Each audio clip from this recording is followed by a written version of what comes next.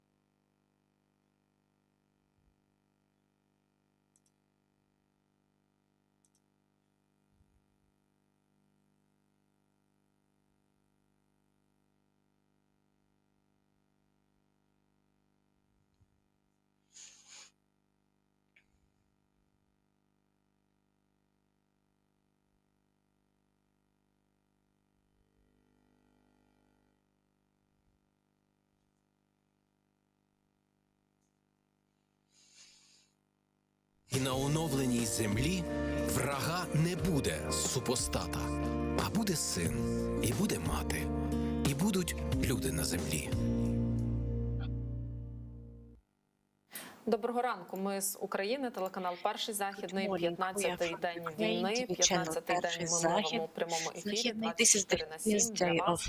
Вночі окупанти далі почали бомбити українські міста. На Харкові відбувалися дії. Захисники Маріуполя, правда, відстрілялися і відбили наші позиції, знищили багато техніки під Києвом. Наші військові пішли в контратаку у Львові. Ми збираємося для вас завжди інформацію на ранок від різних служб. Поки що її тільки дозбираємо, але виглядало на те, що було спокійно, принаймні не було повітряної тривоги. Повітряної тривоги немає вже 2 дні, якщо ми не помиляємося, 2 доби так точно. І це одне із питань, яке найбільше цікавить мешканців Західної України. One of the issues our residents are interested in. What has happened? Why it is quiet? According to the Pentagon data, the Russians has already fired more than 800 rockets.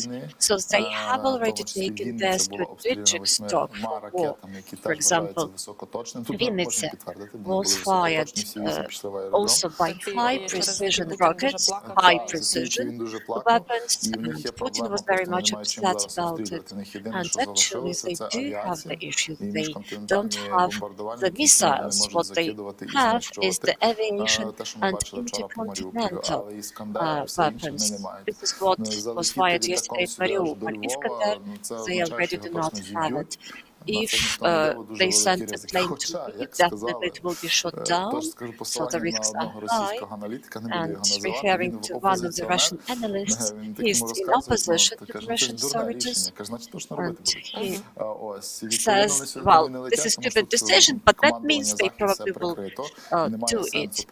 But actually, the best is closed, and there is no sense even to try doing it.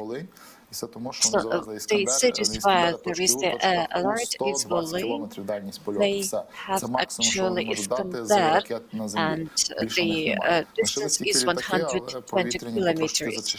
So they do not have anything else but the planes. If we have a look at 2 weeks during the past days, we didn't have lots of planes shot down. There were some helicopters that were shot down from the ground. So now our air defense already understand they have already targeted their weapons. And yesterday Mariupol suffered due to some problems because the air defense points location is still problematic, because in 2014 we were transferred to Russia, and actually it was difficult to arrange everything regarding air defense in a proper way, because some of the parts of Ukraine were not under our control. Therefore, we have this atrocities towards the civilians. One of the Russian strategies is to create targeted humanitarian crises, and Mariupol looks like being one of these schemes.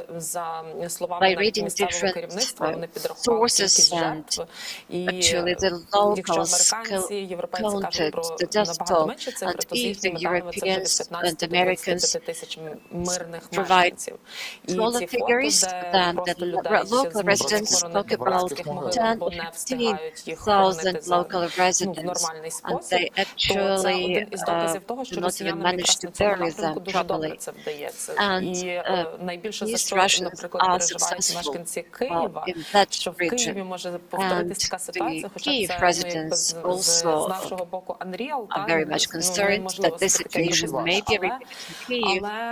In our opinion, it is unreal, it is difficult. But if we do not talk about Mariupol, what are the other points of concern? Kharkiv and Sumy. Why it is impossible in Kyiv? Because it has separate air defense. And if people do not sleep at night, they probably read the information about air alerts and our air defense system shooting down the Russian rockets. And actually what we have in Kyiv, just the remnants, the wreckage of these rockets, and railway station, there was the situation, but the wreckage of the rocket fell down. And in Mariupol there are battles, there is artillery fire, and also it is bombed from the air. Why Kharkiv and Sumy are important for them? Not the very city is important, but the territory. If you go to the map and Google the map, you just measure the distance from Kyiv and Kharkiv, and let's say from Kyiv to Belovodsk. This is lots of kilometers. They need at least some bases for resources in order to go to the territory of Russia and get some stock, get some supplies. Now they try to do it and they fail even in Kherson. They try to capture it, but still they fail. Kharkiv, more than 600,000 people have left, more than half of the population. And yesterday the Russians were active, spreading the information about chemical weapons being dispersed there. So they actually want to repeat what they did in Syria, when they used chemical weapons against civilians. Today we seen the video that they actually announced that the maternity hospital would be bombarded because they were allegedly the national battalions, Azov battalions, Bulgarian. They stated that there are native people there. So at least they were aware of what they were bombing. It was not the case when, for example, in comparison with the previous week, when the pilots were given just the coordinates, and the pilots didn't know what was located. So now they actually announced that we are going to fire at maternity hospital because according to them they were the militants, they are fighters. And this is the propaganda, and definitely these things are illegal. These are illegal orders. Well, this is the 15th day of war, and they are just saying that the Russians are using special type of bomb that fall down and that's it. So which variant is more probable in Ukraine, Syria or Yugoslavia? Yugoslavian variant is more complicated because lots of their forces have already been destroyed. So they are going to use Syria variant. They are going to bombard and they just throw bombs and the bombs just fall down at any places. And nobody can understand what will be under fire. It can be any field or it can be any hospital. And the pilots actually are easy about it because they just fly, they throw bombs and they leave. And they have a chance to escape, and it is more difficult for our fighter jets to destroy it. And we actually saw the sizes of these bombs, 500 kilograms. Actually, there are huge holes on the ground. And I think that today we are going to see more firing at Mariupol, Kharkiv, and probably they will try to again throw bombs at Chernihiv because they are stuck there. They cannot go back. They have blocked themselves. They have some issues with reserves, with vehicles. They cannot replenish, resupply their stocks, so they actually have a sort of a jam behind. So this quiet period in Western Ukraine is actually a bit frightening stance. Probably we should have some breaks from these air alerts. But actually now we all focus on Mariupol, on Kharkiv, and you have mentioned Pentagon today, and in State Department, your State Department, they say that what the Russians do in Mariupol now is similar to the blockade of Leningrad in the Second World War. So actually the same is repeated. Every Russian knows about this case, and unfortunately history repeats itself. The words of State Secretary Antony Blinken, and he's already open about it, that the Russian authorities actually besieged the Ukrainian cities and bring hunger there. The photos we saw yesterday with the graves with maternity hospital being shelled is actually a bright demonstration of it. The propaganda channel Звезда actually recognized that they shell the civilian infrastructure with thermobaric bombs. They are worse because it works 2 times. The shell goes, goes into several elements, and these elements cover bigger territory. These elements has more destructive potential, and taking into account that the Russians aim at civilians, it is even impossible to use the recommendations. So, for example, that you have to fall down on the ground in order and then find some coverage. So this shell covers you from the sky, and Вони це використовують, вони вже відверто це визнають на своїх пропагандистських каналах. Європа і світ розказує, теоретично таке можливо, бо вони там використовували. Я читаю страх. Тобто я найбільше ввечері дивлюся, якраз американці проснулися, вже з'являються повідомлення, щось там додають європейці, і там от між рядками написано, ми боїмося, страх, ми боїмося, ми боїмося, ми боїмося. Хоча питання стоїть, кого. І росіяни продовжують це робити, вони зараз по факту створилися такі півкола, вони вже досягнути нічого більше нового не можуть. Там не можуть закріпитися. І з них навіть вже в самій країні військові ветерани сміються, кажуть, ну ви розказуєте, що взяли Херсонську область. Місто це означає перекрити дорогу на в'їзд і виїзд, ну це ж нелогічно. Ви нічого не зробили, про що ви нам розказуєте. Почався там цей рух, ось, і вони продовжують брати ці півкола, бо немає куди далі рухатися. І оці всі напрямки, які вказує Генштаб, тут треба до них, я вчора не пояснив, а потім не говорив. Умовно, Генштаб, коли вказує напрямок, це не означає, що вже там. Умовно, вказують Криворізький напрямок. Це не означає, що вони вже біля Кривого Рогу, якщо вказують Юг. Ні, це означає, що війська дивляться в сторону Кривого Рогу, просто щоб показати, в яку сторону вони направлені. Але вони ще далеко. Я спеціально по дорогах пробив найближчі російські війська від Кривого Рогу 150 кілометрів. Тобто ці всі системи гради, смачі, які в них є, вони до Кривого Рогу не долетять.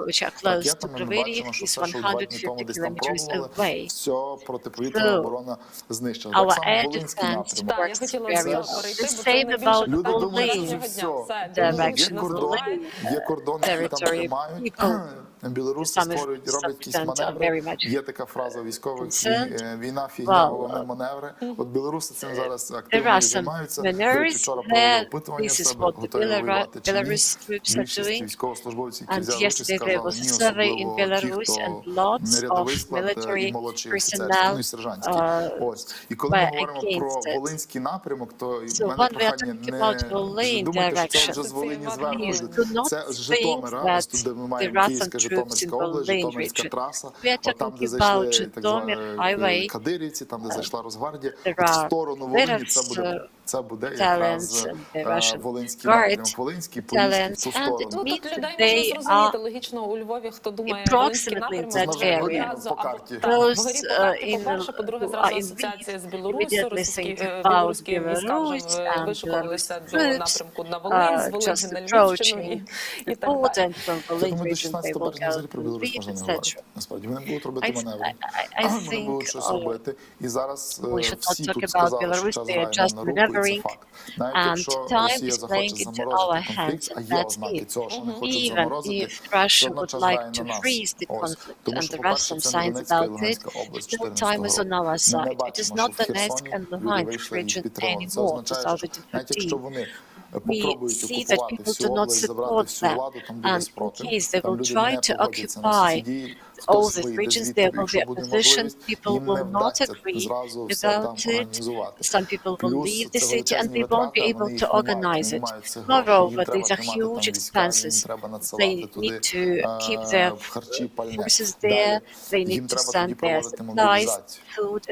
Якщо вони вирішать для того, щоб поновити, а мобілізація – це те, від чого зараз частково страждає український бізнес, про що ми вчора говорили. Це коли з економіки забирають тих людей, які щось роблять. Уявіть, що Росія в економіці, яка валиться в тартарарей, The Russian economy is already going down drastically, and if they take the man чітко спрацьовує математика. or Треба workers in that порахувати, economy, наскільки they will fail. вистачить So того we just have to потенціалу, apply some mathematical я не хочу вживати це calculations. слово We таке have to дурне, знаєш, але calculate how much особового potential складу, щоб не they заміняти have, тим, яким ми how любимо much, говорити, how many вирахувати чітко, personnel скільки вони ще мають they запасу have. для особового So складу. let's Зрозуміло, що на think how many мобілізацію, people так як they ти have, кажеш, and людей it з is економічного understandable сектору, це that вже для них буде they просто плачевно, бо probably з тими won't економічними mobilize санкціями, які people світ на from них economic наклав, sector і ще because with забрати those частину economic людей, які можуть sanctions щось робити. Це already буде просто there біда. to take Питання people from тільки the у тому, economy, наскільки this will від be цих complete запасів failure. зброї, ракет The вистачить issue на is який період. how І це дуже хороша проблема. many rockets they have and how На long роки вистачає, але так. питання, They який will статус. Там росіяни кричать, ми how бачили long they will ваше be used. підкріплення, Now яке the сюди їде. Russians Ми вчора про це говорили.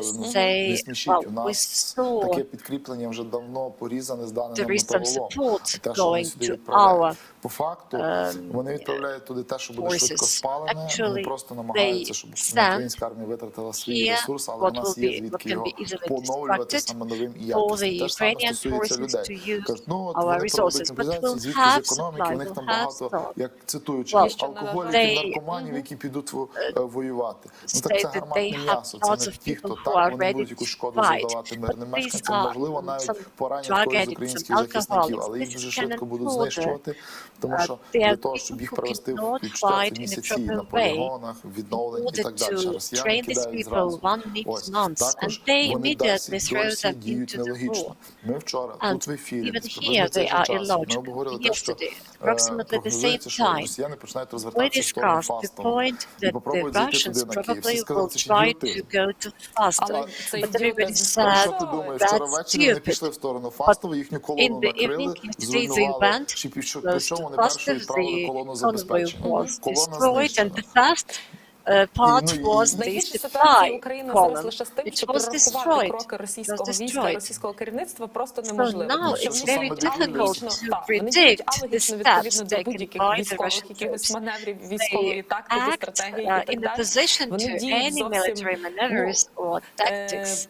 Пропорційно, як би це сказати, ну, алогічно абсолютно до наших якихось прогнозів, до наших, до того, що ми можемо собі якось хоча б гіпотетично спрогнозувати, і це найгірше насправді. Тому що ні військові не можуть вирахувати, ми розуміємо, що ні військові об'єкти мають бути першими під прицілом, але вони луплять по мирних будинках, вони луплять по лікарнях, а потім розказують, що там були вогневі позиції. They fire at maternity hospitals and say that there were some firing positions there. В медіа. І це правильно, щоб розуміти, скільки є ворога. A lot of Але самі things росіяни is визнають, said що в about них по battalion and плану tactical офіційно groups. бойовий час має бути But the 165 Russians батальйонно-тактичних state груп. that there should be Але самі вони 165 визнають, що вони battalion їх на and tactical папері. groups. Ми говорили, що But це they мінімум recognize 800 that they are людей. just Це on означає paper. так, що 125 батальйонно-тактичних It means груп будуть that введені на територію України. Це багато. Це дуже battalion багато. and Якщо tactical реально groups ці are 125 to be on воювали the одиниця, territory of Ukraine. ну This це is буде a жах. lot. Але вони їх не повні. That's Це really оце по штату і по списку, bad. що ми говорили, і в But них теж саме. this is Каже, according коли to the стоїть list. питання парадів навчань на полігонах, And генерали when, доповідають, що типу, у нас 125 it's батальйонів about тактичних груп, trainings. які готові Everybody says, well, we do have all these battalion І tactical десь groups, тепер є and we розуміння, have чому вони діють саме 100% так, тому що вони не personnel. мають і ресурсу, But і людського actually, in fact, they do потенціалу not для have того, it. щоб це And зробити. now we Питання can understand строковиків why – це they питання act the way перекриття, they do, бо because замість they цих do not have people. професійних And контрактників, therefore, the там issue хлопці, of які багато з них тільки conscripts is призвалися, raised. і вони не There are підписували lots контракти. of people Ось who саме are тому conscripts and who have never signed any піти, хтось один contracts. під тиском So підписав, they другого were, обманули, але це somebody так, як probably трішки, signed а третій under не підписав, pressure. за нього підписали. Тому що є Somebody перехоплення, коли didn't мама do каже, it так ось himself. підписані. А син говорить, що я не підписував, There за мене are підписали. Ну, already насправді не так cases важко when підробити підпис, особливо в people армії. report that they didn't sign it 5 and років пройшло, somebody і- did it так, instead особливо в армії, так. of a Я зі свого conscript. досвіду, так. Тому мене не дивує інформація від Therefore, I'm секретаря not НБО Даніла, що 8 surprised генералів with the втратили свої information from посади. Mr. Danilov Тому що вони that не 8 generals справляються. have Плюс lost their positions. немає They just зараз у них failed. по факту те, що генерали Moreover, йдуть частинами now, в бій, це означає, що в них the немає very fact керівників, that the які можуть generals на місцях, go, немає середньої ланки приймати швидкі and оперативні fight, it means that they рішення. do Це not для нас have тільки в people плюс. І in the знову middle виявилася to інформація, що вони take кидають operational Росгвардію. Це ж decisions. дебілізм. And once Це again, we чистої have the води information дебілізм. about the Військових Russian діях ніхто Guard не being використовує used. Нацгвардію. Якщо ви Nobody хочете подивитися, як uses діє the Україна, National Guard in Україна, назвіть military мені actions. хоча б одну For позицію в example, Україні, де в Ukraine, атаку just кинули name me Нацгвардію. at least one Жодної position не where знайде. the National Є Guard окремі was операції used від to спецпідрозділу attack. Вега, але There в тому are і суть separate спецпідрозділу operations Вега, from там, де він зачищає special міста. Слухайте, unit може свідчити Vega. про те, що в них But просто it особового is складу special такого unit. висококваліфікованого Does бракує? it mean that Нема they do правда not бракує, have тому що high звідки qualified одна personnel? річ, коли ти Yes, they прилітаєш на lack Сирію і high бомбиш, qualified особливо personnel. нічого немає, It's саме one тому thing з'явилися when їхні you fly ПВК over Вагнери, Syria and хоча you bombard, and you Вагнер do not досить use часто діє personnel. просто за Therefore, they принципом have these геноциду. Те, military що вони роблять в companies like Африці, те, що вони робили в Wagner. Сирії, немає What was спротиву. done by Дуже Wagner in легко зайти в Африку, в Syria, село, вирізати все село, in зґвалтувати Africa, всіх it's, жінок і well, сказати, it's ми easy знищили to терористів. enter the village, А інша річ, коли ти приходиш, тебе do some накривають і atrocities тебе there and say, знищують. well, Говорити про we те, have що в них killed дві all the війни, багато terrorists. ветеранів, Talking давайте about the так, issue that що they перші have чеченські, already що had другі 2 wars чеченські and they have використовували lots of строковиків, veterans. кидали їх Well, просто кидали їх на чеченців і знищували пачками. Той, хто вижив, визначається ветераном, але те, що він вижив, це було щастя, а не те, що в нього великий бойовий досвід. Я навіть скажу більше, ми поширювали міф один в Чечні, там був такий позивний Юрза, їхній одна рота, що типу він приїхав на Україну, буде зараз знищувати українців. Кажуть, що один раз прилетіло і про позивний Юрза ми можемо забути. І в них немає, насправді, одна річ бути... Я можу по собі сказати, так, я офіційно учасник АТО, але я чітко розумію, що я не вів інтенсивних бойових дій, і будь-який боєць там 24-ї організованої бригади, він в рази ефективніший за мене, тому що єдине, що я можу, це вже коли у нас отака ситуація, як зараз в Києві, заходити, зачищати, вести, коли йде мова про великі бойові дії, I can participate in such просто things. статистом, But if we are тому що talking я не about брав в них active участі, battles, хоча I статуси will у be нас just одинакові. a І навпаки person можемо сказати, що on боєць там 24-ї paper, бригади, він не зайде в and місто, vice він не буде versa. ходити, A це не person його. Але слухай, of тут у the нас якраз дуже 24th хороші Brigade позиції, тому що наших is багато experienced військовослужбовців, in very які fighting. пройшли вже це We 9-річну have війну lots of на military Донеччині, men вони вже набралися who дуже have доброго досвіду, і ми про це participated in the неодноразово war in говорили. Donetsk, Що who are ветеранів війни. experienced. Власне, в нас And півмільйона, це we have висококваліфікованих half a бійців, million і highly навіть коли qualified приїжджали натівці fighters, і military дивилися men, у нас на and Яврівському even полігоні, як when працюють наші native військовослужбовці, я мала people такий досвід за цим came спостерігати, in то Yavrів це вони and були в were шоці, watching реально our в шоці, military тому що не people натівці working, вчили they наших were військових, а наші actually військові вчили shocked натівців, бо вони because мають it реальний were бойовий our досвід, people who практичний, taught В даний native момент. Тобто воювати з NATO ворогом в даний stuff момент because they при have тих practical силах, які experience є, how відповідно to до тих defend загроз, які є. something, У how мене to єдине fight, питання how to залишається з respond вчорашнього to дня. the threats we В face. своєму твіттері And I прес-секретарка have Білого a Дому question. заявила про те, що Росія може For використати example, хімічну yesterday зброю. in a Twitter, the press Коли ти secretary of the приходиш White додому на House літку, читаєш, а в informed мене that Russia є люди, які was в мене going мешкають, might і use родини є. І the перше chemical питання – це weapons. по Волині And when напрямку, you який ми вчора read обговорювали, що це не analytical означає, якщо information, Волинський you напрямок, про який immediately звітує think Генштаб, що це about білоруські these війська вже до things. нас And we заходять, just і discussed з Volyn Києва до нас теж territory, and величезне if військо йде. Volyn direction Як is пояснив mentioned, Стас, it це doesn't просто mean треба that розуміти, що Belarus військо troops направлене are очима в already цей on our напрямок. Але territory. тут не до It was того. Ну і just друге that питання, яке вчора активно the обговорювалось, власне, хімічна troops зброя. Знаєш цю маніпуляцію, коли росіяни approximately сказали, located що area. Сполучені Штати And Америки to зараз know the розробляють response хімічну of біологічну Russia, зброю. they stated that the Вкотре US напихали is цинічно. Ну, я не developing знаю, не можу chemical стверджувати, чи biological Сполучені weapons. Штати This is чогось не once again розробляють, але cynical принаймні lies. там Well, I do стверджують, not що вони нічого state такого не роблять. anything, Так от but росіяни the звинуватили Americans Штати, тепер definitely це для state них that they буде, do not так би do мовити, anything. So виправданням, now якщо the вони Russians have already accused the US, and now реалізують they свій may намір use щодо it as хімічної зброї. В Білому домі justification that they говорять might офіційно, що в potentially принципі вони до use these цього chemical готові. weapons. So in the White готові. House, they Так, officially серйозно state the Russians are ready. На жаль. Well, they are ready because in Тут Syria питання, they чи used давайте я it, спершу відповім, що Америка unfortunately. цього тут не зробить. Що в Україні вона не може робити такі Why зброї. Ні, та це Ukraine Є cannot логічне пояснення. Навіть не produce в тому, and develop давайте these ми будемо weapons? There виходити is з logical того, що explanation так, умовно about Америка it. по всьому світу розкладає Well, лабораторії. let's Я вам нагадаю, say America has its 2016-2019 laboratories all over the скільки world. нового озброєння давали американці? Дуже мало. 2016, Яка була основна how причина much американців, new чого вони не weapons хочуть was давати given це to озброєння? us? Основна Very причина була в тому, little. що Why they досить didn't часто want to наші do it? командири ставилися, Because що не було very повної often фази, вони our ставилися commanders, хаосом до and it зберігання, was not the пропадала зброя, active залишали. phase of Були war, вихід, коли where з so our позиції commanders were відступають. negligent about Автомати заберемо, бо keeping ви за it. нами закріпите. So Все решта they just left it скажемо, що було somewhere, знищено. І воно потрапило до and росіян. Американці дуже all бережно these ставляться до того, щоб things будь-які технології, будь-яка зброя попали. might Навіть appear та, in про the яку ми ніби hands всі of знаємо. Навіть the умовний Russians. Джавелін, якщо він Therefore, попадає до ворога, Americans американці were вже very кажуть, careful ай-яй-яй. about it. Те ж саме If стосується будь-яких Javelin лабораторій. Вони is ніде їх не taken ставлять, by the якщо enemy, роблять, то в Americans себе, are чого, тому dissatisfied. що вони And захищають, щоб, не дай Бог, не therefore, these попало laboratories до are ворогів, not вороги це в arranged них Китай, anywhere чи щось там, but щоб чітко America. розуміли. А For враховуючи these наші weapons not to історії be з in the Китаєм hands останні of 3 роки щодо adversaries. високих технологій, Let's say, for ось, то в example, Україні China. таких Talking на about 101%, що нереально, щоб these американці зробили. stories, so Інше, actually росіяни, it's more що than робили в Сирії? Вони спеціально 100%, не просто били, вони не били по that військових. we do Вони not вибирали have житловий these квартал, де найбільше laboratories. жінок і дітей, для But того, щоб the зразу показати Russians ось ці кадри fire і at зразу казати, давайте residential миритися, ви бачите, яка districts where трагедія we have твориться. lots І of говорили про people бойовиків. Те ж in саме order to зараз. show Вони вчепилися подивилися цих націоналістів за зону. Ось і розказують, що це все робить Азов.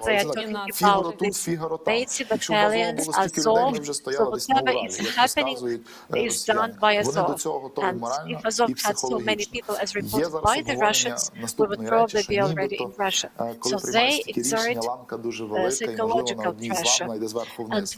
І чим нижче, що з'явиться військовослужбовець, який відмовиться чи саботує.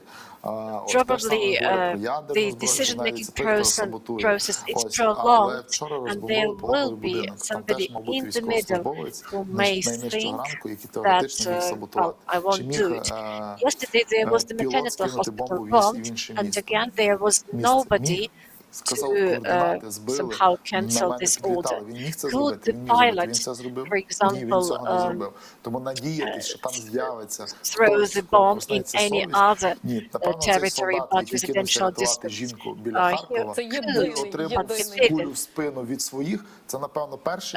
There was only one person who actually was shot by Russians, and it was the Russian person who was trying to save a Ukrainian woman. And Russia will be doing this, and there will be probably more strikes today, because today there is a meeting of Kuleba and Lavrov, and Kuleba had already a meeting with his Turkish colleague before meeting Lavrov, and there is no information what was discussed with but we see that the meeting took place without Russians. So far we see this meeting with the Turkish Minister of Foreign Affairs. Lavrov is going to join them, and like to see what kind of дуже хороший дипломат, він має досвід.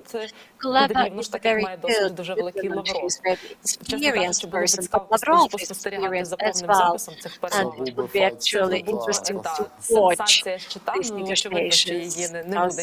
It will be a diplomatic fight, but definitely there will be no video recording. So let's follow the news. I could explain why there was a meeting with Turkish minister. Why I'm looking sleepy today? Because I'm reading, I'm watching, and I go to sleep at 2 or 3 o'clock, and in the morning I wake up and again look through the news. Now there will be some pressure on Ukraine, and definitely, probably, Ukraine agrees to one of the, there are rumors that Ukraine agrees to one of the Russian requirements. That's definitely not. Now there are some messages from those who are responsible for diplomatic front, and the messages are that nobody is going to make any concessions. If yesterday the Mariupol maternity house wasn't shelled, probably there might have been some concessions, but this is the point of no return. Now the Russians understand themselves that it was their point of no return, and it is a point of no return for Ukrainians as well. Yesterday I already heard people saying, why NATO, why do we need it? Donetsk and Luhansk region, we do not need them at all. Let them take these regions. After yesterday's, I didn't see any message, any comment like that. But for those led by the Russian bots, okay, thank you for watching us on YouTube. Мушу додати, мені здається, росіяни дуже добре I знали, have to куди add вони that the цілять, і по Маріуполю Russians knew pretty вони well це визнали, і where вони they це were робили в тому firing числі at. через те, They що сьогодні recognized it, відбуватиметься they зустріч з admitted it. Лавровим і Moreover, Кулебою. it was І це свого роду done той on the шантаж, eve який of Росія завжди this застосовує meeting перед міжнародними Lavrov and перемовинами. Kuleba, and Коли this is the тільки у blackmail нас Russia мала always зустрічатися uses російсько-українська група on the перемовна, eve of вони the як не по Харкову, то по Russian-Ukrainian Херсону, negotiations. то з Маріуполем So щось будуть before any робити. negotiations, before any talks, they fired, Вчорашній they Маріуполь це fired. знову ж таки дуже хороше And підтвердження yesterday's того шантажу. Mariupol Вони is перед one кожною more міжнародною зустрічю confirmation of просто this діють blackmail. як останні гедоти Before і any б'ють по international найціннішому і meeting, найболючішому. they Але act тут as те, що ми вже bastards говорили, and they українці fire мають at дуже злість і озлобленість. some Навіть critical infrastructure. So now в мене є Ukrainians are спортпрограма, really і через це я слідкую за великою кількістю спортсменів, в тому числі з них там велика frustrated кількість and ватників. angry. Навіть уже цих And I'm just ватників в watching some голові. sport Тепер channels. вже прокидаються. Я And скажу, що there are чувак з some Харкова, sport athletes who він не were just просто defending почав the постити, щось Russians. розказувати. And for Він там example, Росія, there дружба is була, event він взяв from руку Kharkov автомат і він залишився в who was Харкові. just І writing, він, wow, we should він be валить friends, любов, there should be peace. ще один But солдат now he інформаційної took війни, weapons тому що and він має went велику to the аудиторію в front. Росії, і він туди б'є, Another person розказує, і who вчорашні події is a blogger просто, and я he has бачу по big інстаграму, audience in наскільки Russia. просиналися ті, хто ще And розказував, мир це I головне, see не in стріляйте, Instagram давайте на that все even people погодимося. who were more or Вчора less росіяни peace досягнули того, чого ми не oriented могли досягнути за 8 now років війни. are Вони very зробили angry. українців, Yesterday, всіх the Russians українців managed to мобілізованими і make головне all злими тими, Ukrainians хто не хоче давати angry, задню, бо mobilized, як іти на мир і people казати, who ми же will not брати go після to того, make як any concessions. прямою Nobody наводкою can say б'ють по we are полоненим в brothers дитячих будинках. after Плюс вчорашні the фото з maternity hospital Маріуполя, and які ще children's були по hospitals зневодненню, are там де shelled. розстріляли маму з дитиною Moreover, під час we зеленого have the коридору. photos А from ось вони Mariupol тільки цьому when дають. Ну a і mother and навіть child топ-фото were насправді для мене killed з Маріуполя буде. on the Я evacuation його routes. зараз Києвич завжди відкладаю, потім Ні, видаляю. давай ми не будемо. Це Top не про смерть, це photo коли батько from Mariupol for me він відправляє will сина be з дружиною, а сам the залишається case захищати. when a father Це теж таке sends дуже his сильне wife and фото. Я child бачив, що to вночі evacuation американці and проснулися, і he це фото himself дуже сильно по них розходить. Саме stays in тут теж треба Har- дивитися. Mariupol. Тому постійно And хтось even the пише, а чому Americans так реагують? Ну тому що є watched that реакція photo. суспільства, є реакція влади. Everybody Реакція влади завжди продиктована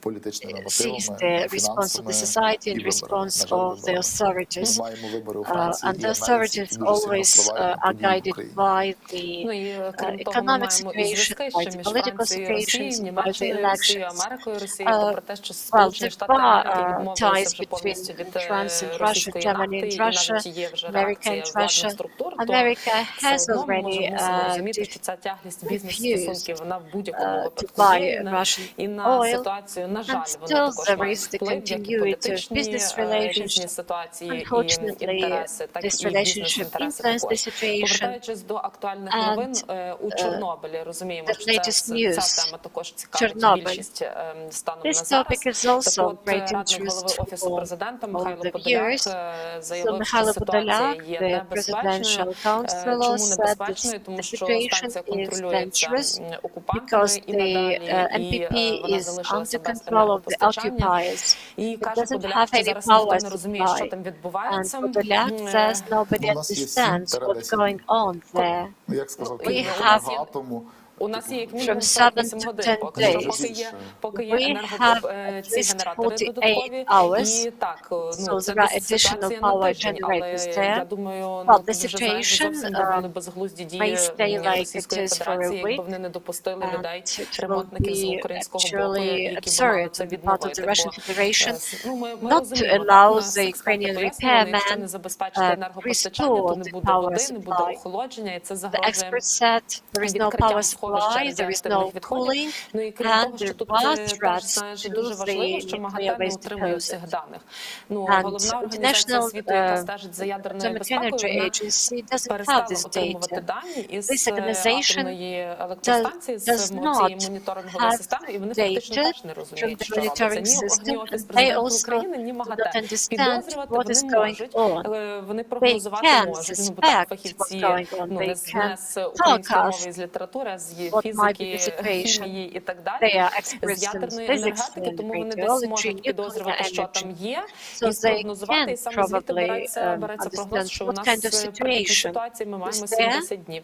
І знову ж таки, And дивися, яка, we знаєш, actually цікава have деталь the виникає про те, що ми кажемо, 7 days.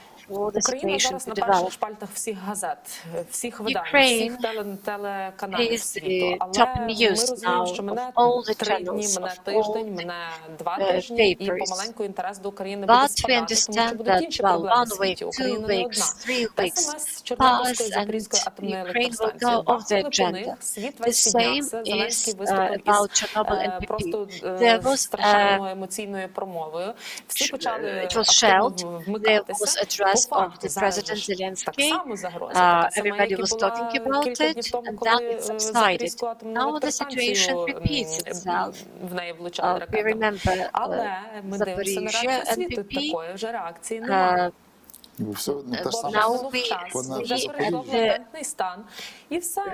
at the Якщо, reaction of ну, the тут знову world. ж таки треба The чекати situation хіба що has від become росіян, що вони latent. знову щось дурне Well, придумають, probably знову we десь can загострять expect ситуацію, тоді something stupid підніметься from the світова Russians. спільнота They will через той do же some страх, absurd про який вони thing, пишуть and the під international коментарями, під community дописами, під will статтями і be так далі. Ну і outraged тут треба again подякувати just because МЗС, of the fear Українському they have. інституту і українській діаспорі, тому що сьогодні And we have 15-й to be день, grateful ми ще в топі. Так. Хоча to зазвичай the таке Ministry сходить of набагато Foreign швидше. Affairs and І Ukrainian diaspora, we are тримають, still on the працюють, і top of судячи the з того, що ми agenda. вчора говорили в So цій студії, people are working hard. тиск буде тільки збільшуватися, і Make буде it залучатися більша кількість країн. Вчора stay президент like вночі this. підписав There ще will ряд be more наказів про pressure. нових There will be послів more країни, в countries тому числі, joining умовно, Єгипті, its для sanctions. того, щоб з усіх сторін Ambassadors били, were appointed, для for того, щоб з усіх example, сторін in тримати. Egypt І таку to інформаційну напругу, щоб всі exert this розуміли, що pressure on Україна all зараз the це sides to найважливіше. keep У нас this ранкові information зведення є від point. ДСНС.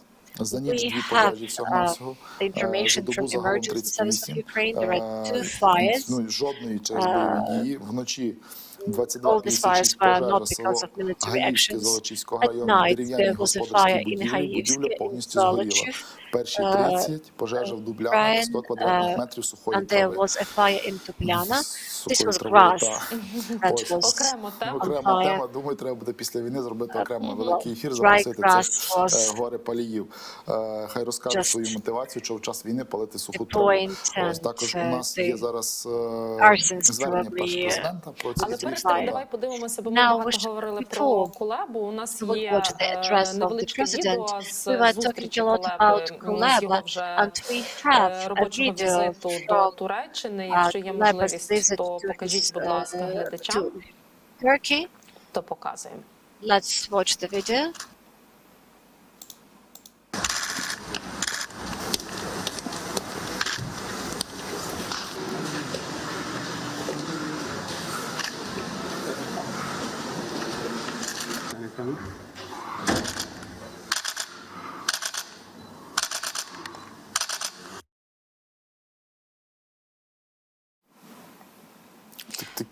Міністри обговорили кроки задля припинення Росії The бойових дій на ministers війні та discussed війни the на українській steps території. for Проінформував ceasefire Дмитро to Кулеба stop war свого in the турецького Ukrainian колегу про ті territory. звірства, які Dmytro вчиняє Kuleba Російська Федерація. told his Якщо Turkish процитувати colleague about його, the то atrocities of the Russian каже він, що Federation. Україна прибула на This переговори will з quote сильною him. позицією He said that Ukraine is very завдяки strong незламності і position, президента, і very українського strong народу, і сил stance оборони, to і підтримці resistance партнерів. of the Російські president, загарбники territorial отримують гідну defense unit, відсіч на всіх the фронтах, armed forces наголосив наш of міністр Ukraine, and закордонних справ. therefore Ну і we managed поінформував колегу про counter вимоги Russian так, attacks. українського боку до And he російської informed his сторони. Turkish Нагадаємо, colleague що about до цієї the зустрічі має доєднатися demand to Лавров, the Russian представник, side, and Lavrov is керівник going to Міністерства join закордонних справ the Росії. meeting. Ми Who зараз is the покажемо minister? звернення Lavrov is Зеленського, the а потім minister of Ірину foreign Верещук з affairs of the Russian її Federation. заявами, але So перед now тим we are going розкажемо to про watch Краша, the address про of the Кіма. president, and Ворог then не робить ротацію. Ми теж address добре of Irina відпрацювали вночі. Vereshchuk.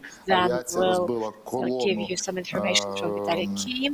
яка Well, везла yesterday допомогу the для росіян. aviation Відпрацювала destroyed артилерія по the позиціях і Russian танках. Всі stock supply деталі буду column. давати на наступний All день, the щоб ворог не розумів, details що will де і be як given the відбувається, та next мав day менше for the даних enemy, для аналізу. Я дивилася not вранці to Кіма, have він any запевняв data тих, for the які analysis. поширюють чутки про I те, що watched нібито him військо in у the нас військові morning там голодні, and холодні, їдять їдять якусь не знати яку їжу. Так от він всіх запевнив, що військових на миколаївських позиціях годують ресторани, які підтягнулися за особистою вказівкою чи за особистим проханням Віталія Якима. Каже, не хвилюйтеся, у нас тут бургери, піца, так що не переживайте. У нас був військовий з цих позицій, теж сказав, що все добре, все забезпечено. Зараз пропонуємо переглянути звернення Володимира Зеленського, а потім Ірини Верещук. Європейці, українці, Маріуполь. Сьогодні день, який визначає все. Визначає, хто на чиєму боці. Російські бомби впали на лікарню та пологовий будинок у місті Маріуполь. Дитячу лікарню, працюючий пологовий будинок. Будівлі зруйновані.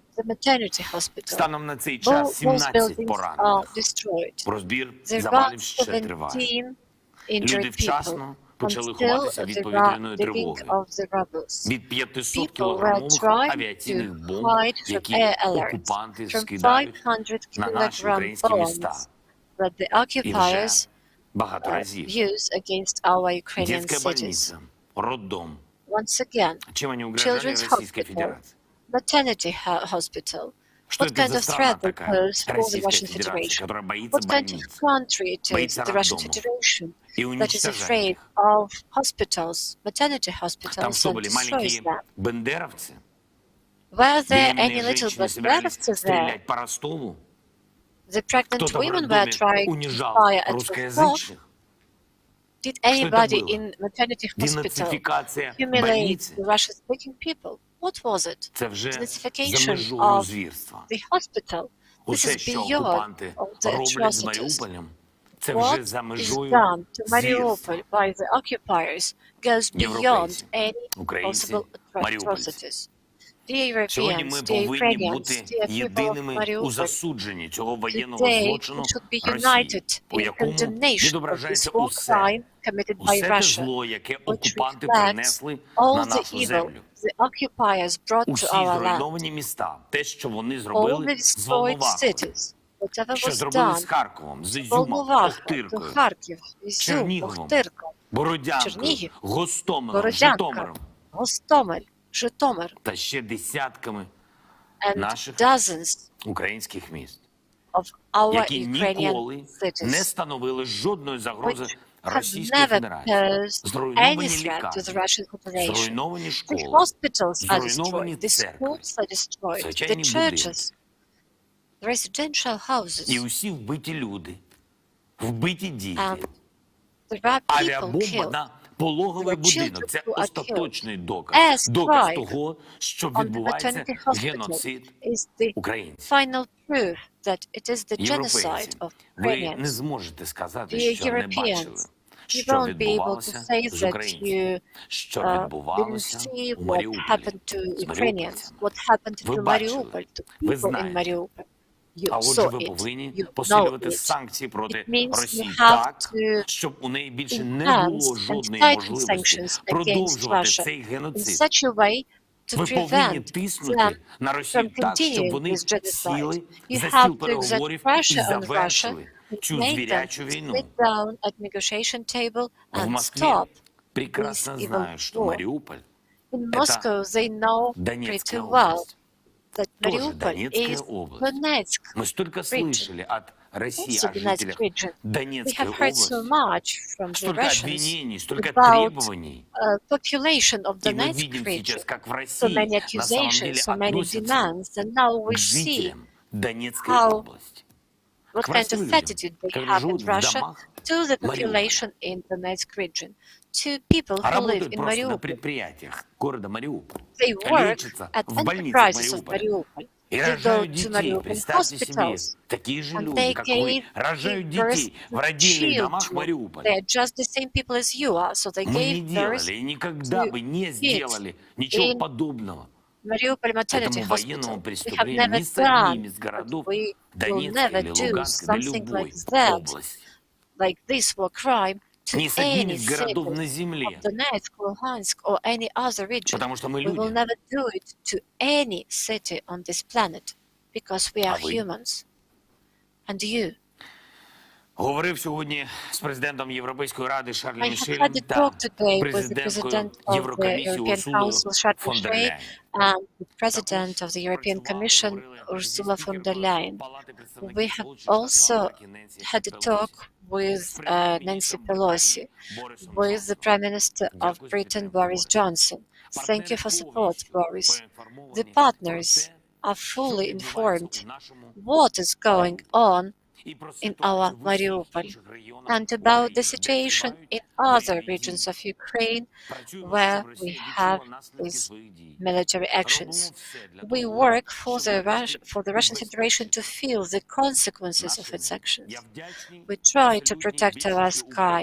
I'm grateful to the absolute majority of Ukrainians who support this position, who try to collect signatures, who make messages and announcements in social networks, to organize some rallies. We have to give brevity to some Western leaders for them to do something they should have done on the first day of invasion. Either to protect the Ukrainian sky from Russian bombs or give us the fighter jets for us to do everything ourselves. Lack of decision is killing. Today we managed to organize 3 humanitarian corridors from Sumy, from Kyiv region and Enerhodar. All in all, we managed to save about 35,000 people. Tomorrow we continue. We prepare 6 more corridors and we pray that we are successful at taking people from Mariupol, Volnovakha to safe places of our country. And I'm confident that every Ukrainian person will do everything possible for these people to feel our care until they can come back to their places. And finally, on the 9th of March, we announced the laureates of our national award, Shevchenko Award, that recognizes development of Ukrainian spirit, Ukrainian national culture. And I think that during the military actions, and while we fight for our freedom, we still have to keep up with our traditions. We have to save our traditions for us to be able to preserve all Ukrainian things until we achieve peace and victory. The order has been signed. Now I'm looking forward to meeting these laureates, to meeting these people, but it will be after victory, after our Ukrainian victory. Glory to Ukraine. Врага не буде супостата, а буде син, і буде мати, і будуть люди на землі. Шановні українці, зараз 9 година ранку, 10 березня Dear Ukrainians, it is the 10th of March, 9 o'clock, 2022. I would like to inform that we open humanitarian corridors on the following routes: from Тростянець to Poltava, Тростянець, Суми, Голубівка, Вільшана, Недригайлівка, Ровни, Лубни, Poltava. People will go by buses and in their own transport. From Краснопілля to Poltava, Краснопілля, Верхня Сироватка, Суми, Голубівка, Вільшана, Недригайлівка, Ровиця, Ровни, Яшівка, Лохвиця, Poltava, buses and private transport. From Sumy to Poltava, Sumy, Голубівка, Вільшана, Недригайлівка, Ромни, Poltava. From Sumy, people will go by private transport, and from Poltava there will be buses for those who do not have private transport. From Mariupol to Запоріжжя, Маріуполь, Портовське, Мангуш, Республіка, Розівка, Пологи, Оріхів, Запоріжжя. And there will be demining all along the corridor. From Volnovakha in Donetsk region going to Покровськ, Волноваха, Валер'янівка, Новоандріївка, Кирилівка, Вугледар, Покровськ. From Izum in Kharkiv region to Lozova, Kharkiv region. Ізюм, Мала Комишеваха, Барвинково, Близнеці, Лозова. There will be buses coming from Lozova.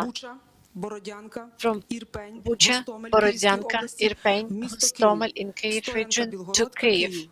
Стоянка, Білгородка, Київ. Evacuation will be with buses sent from Kyiv.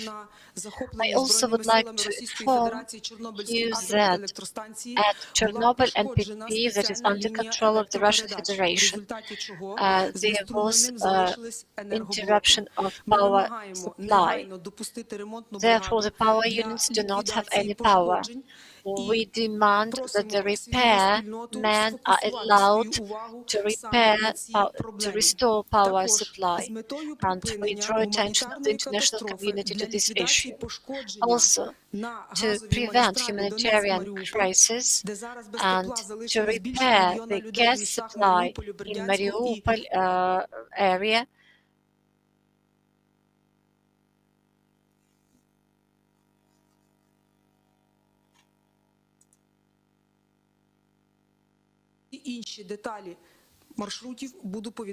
there was interruption, sorry.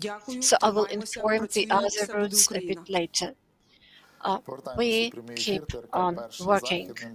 Everything will be Ukraine. Back on air, it's not a piece of news, it's just information. A hero of Ukraine, Lieutenant, 22-year-old Yevhen Palchenko, has saved the life of his friends, and it is the presidential decree that he was given the rank of the hero of Ukraine. Well, he looks very young. He definitely doesn't look his age. And he actually continued fighting. He saved dozens of lives of his friends. He is alive, so it means this person knows how to fight, and he continues fighting the enemy somewhere in Kherson region. Well, the most important thing is that he is fighting. My favorite topic, the losses of our enemy as of today. Personnel, 12,000, no, more than 12,000, 335 tanks. I'll specify about the losses of the Russian Federation. APV 1,105, artillery system 123, MLRS 50, anti-aircraft 29. Probably they do not use them. They were in the column to protect their planes. 49 planes, 81 helicopters, vehicles 526. While reading all these figures, I'm just thinking how we are going to take this away from the ground. Let's talk about the environmental issues as well. Probably it will be a separate business. There will be probably companies. Well, you know that, for example, there is deforestation, and then they hire somebody to clean the territory. And they think that there will be some companies that will remove all these things. Well, I have never thought that we might discuss these issues. Okay, 3 ships, fuel tanks, 60. The figure is just the same. It does not change. Probably this is again the point about counting. Well, it is the column, right? And when you destroy the column, you do not understand how many fuel tanks were there. They are all on fire. And multi-launch rocket system 56. Okay, that's good. And UAV operational tactical level 7. Here, the figure is not changed. So now we see that they do not use UAV a bit. So logically, probably they have all these things at the border. Ships, boats, vessels, they do not make any attempts to attack Odessa, and there was the information that even the ships went back to the Crimea because it is the storm there, and in the nearest future the storm will continue. So they have already lost about 30 helicopters near Kherson. They were trying to act in Vyshgorod and use them in Vyshgorod, so they were shot down. We saw more planes that were destroyed. Yesterday there were several planes destroyed. Air defense. Bayraktars work pretty well on Buk. Buk is the old system, but it is still very expensive. And taking into account how many units were destroyed, probably they do not supply new ones. We see artillery systems which are destroyed. The figures are growing, and I watched the videos how the systems have been destroyed. These are the systems that are used for shelling our areas. Definitely APVs are used and they are destroyed, and the recent messages already show that they are not destroyed in a column but in single units. Well, I read, and it seems to me this is the information for the Russian Federation, for them to cry, because the Ministry of Foreign Affairs stated that they leave the Council of Europe. This is the Ministry of the Russian Federation information. Why they are not going to be any member? They are not going to be the members because the US and NATO abuse their majority and they ruin the general law space in Europe. Very cynical information. I'm quoting, Russia is not going to participate in transformation by NATO and EU, the oldest European organization, into platform for our self-admiration. Let them admire themselves without Russia. Well, they do enjoy working together. This is the situation when the kid is talked off, when the child is offended and the child says, well, you are to blame. They were thrown away from the Council of Europe and now they say, well, we have decided to leave. That's interesting, because actually this information is announced before the meeting of Lavrov at Kuleba. Once again, we come back to this issue of rotten blackmail. Well, in the European countries, only the Germans say that we have to use the diplomatic channels. My dear German friends, I have been telling it all the time that you actually play into the hands of Russia. It turns out that I understand the policy of Merkel. The Germans didn't want to participate in the war, and they actually made everything possible to make it happen. And it is for the third day running that we do not hear anything from Germans. I like very much, in brackets, the information about European countries and US ruining the law space in Europe. It is the statement by the country that fires at maternity hospital, children's hospital, firing at civilians, is barking as if it were of the dog, that somebody violates the law, space, law background in Europe. The member of Tatar Majlis, the Tatar parliament, stated that they kidnapped the deputy of one of the local councils, and after this they state that we, I mean Ukraine and the EU and NATO violate this international law issue in Europe. When we discussed hybrid war, they stated that hybrid war is the wrong information in Facebook. I'm just trying to remember how this concept is called, but the point is that one of the stages of hybrid war is using your legislation, your formulations against you. So we take your laws, we take your documents and use them against you. So actually all the statements made by Russia right now is one of the elements of hybrid war, when generally accepted diplomatic formulations used by UN, Russia is using against them, and the Council of Europe cannot appeal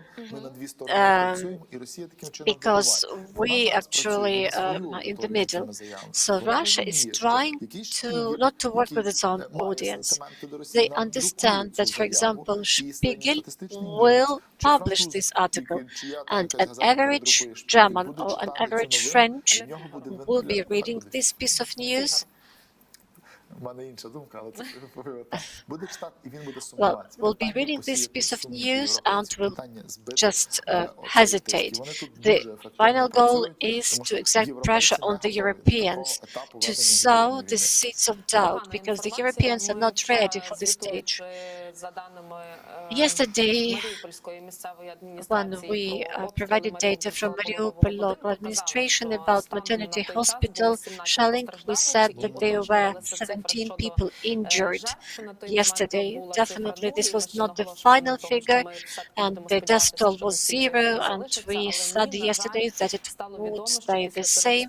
Unfortunately, after the terroristic bombardment of Mariupol, 17 people were injured, and there were 3 people who were killed. And among them was one girl who was killed by Russians by firing at maternity hospital and children's hospital. And now they announce that they leave the Council of Europe because, according to them, the EU, NATO and Ukraine violate humanitarian rules. We continue proving that this information is wrong. Talking about Mariupol, there was one more airstrike on Mariupol on civilian infrastructure. 1 person was killed. We do not have any information about the people injured, so they continue bombing Mariupol. And we mentioned it in the morning that Mariupol will be bombed today in order to exert pressure on Kuleba, who is now in Turkey, holding negotiations. Well, there is some military etiquette when people have negotiations. They do not just take their phone calls with them. They do not check the latest information. They have the information, and it means now he won't have this latest information, and he cannot change his position. We have the important information from the Ministry of Justice. Very often we see the awful photo in social networks, so definitely it is unpleasant, but we have to collect it and preserve it in order to use these things against Russia when we settle different legal aspects, particularly when we talk about European courts. Therefore, our Ministry of Justice informs that there is just one single information portal to collect all this data. The portal has been created at the initiative of the President with the assistance of the Ministry of Justice and Foreign Affairs. How this portal can be found? It is intergovernmental platform. It is called humanrights.gov.ua. It is accessible for the representatives of human rights organizations, scientists, law enforcement bodies, those who have some information about violation of human rights, or it is all those who become victims of these events. So you can submit the information. You can just record all these violations, and later this data will be used against Russia in international courts. We do hope that there will be international court processes. Definitely there will be a court hearing in The Hague, and we won't be able to bring back people's lives, but the more proof, the more evidence we have, the more facts we'll be able to prove, the more will be the compensation that should be paid by Russia to those people who survived, who left the combat area right now. We hope that they will be able to come back, and the more facts we'll have, the more evidence we'll have, the more compensation will be. There are three messages about money, about evacuation, about war. I will start with financial information. IMF will give Ukraine $1.4 billion. It will be special financing to Ukraine. As a result, Ukraine will be able to fund certain budget lines. So you may go to our YouTube channel, and there is the information from one of the Ukrainian economists who explains how it influences the situation in Ukraine. The US is going to give Ukraine $13.6 billion. So first of all, they said they would give 10, then 12, now it is $13.6 billion. Some part will be given to those who went abroad, and some part of this assistance will be given to countries that take refugees. 37 million hryvnias found in one of the criminal cases will be given to the Ukrainian army. It was the case on tax evasion, and what was found, 713,000 euros, about $500,000, and all in all, it amounts to 38 million hryvnias. All this money went to the Ukrainian armed forces. We heard the briefing of Irina Vereshchuk, and now I will give you information about the evacuation routes. From Mariupol, people will go to Zaporizhia. If you have any relatives there, please go to the official information channels to see the route. They are identified. So if you do not know the exact routes, do not spread any information. Because yesterday, the deputies in Kyiv region started writing about different types of routes. Now, that was wrong. It is the State Emergency Service of Ukraine that is responsible for this. So all these routes are official. They are available at the website of the Ministry of Temporarily Occupied Territories and Integration. Therefore, we should not probably trust certain political people. From Izyum to Lozova, Kharkiv region, there will be some attempts to evacuate people from Bucha, Borodyanka, Irpin, Hostomel to Kyiv. Ukrainian armed forces actually pushed back the Russians in order to allow the evacuation. There will be evacuation from Trastevets to Poltava and from Krasnopilya to Poltava. Kharkiv region. Oleg Sinigub, the head of military administration, informs that the armed forces of Ukraine protect Kharkiv. They start counterattacking. The adversary is demoralized, and therefore they use only airstrikes.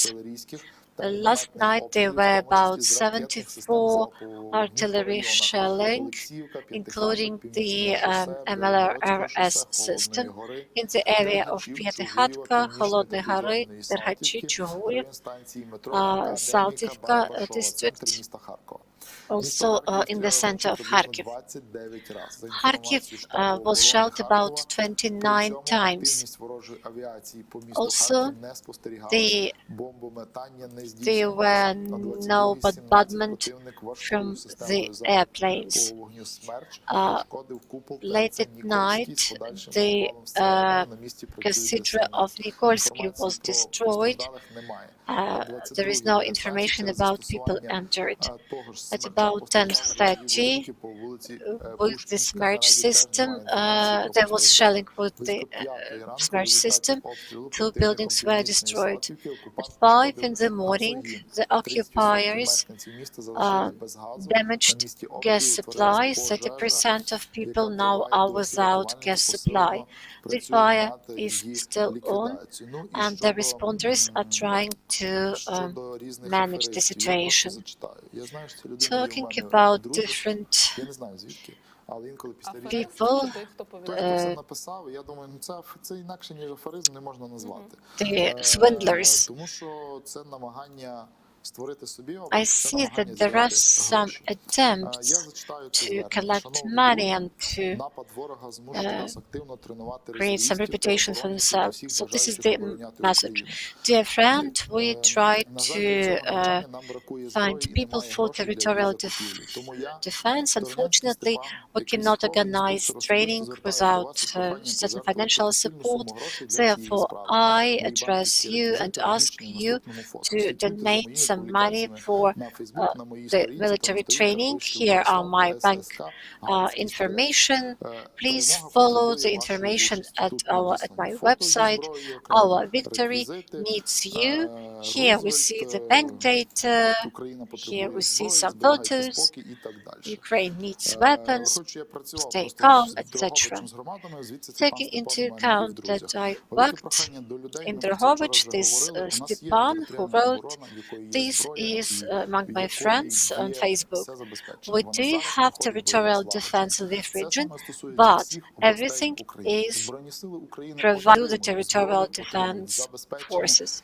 The same is about armed forces. We do have some issues regarding helmets and first medical kits because we were not ready for such figures of wounded.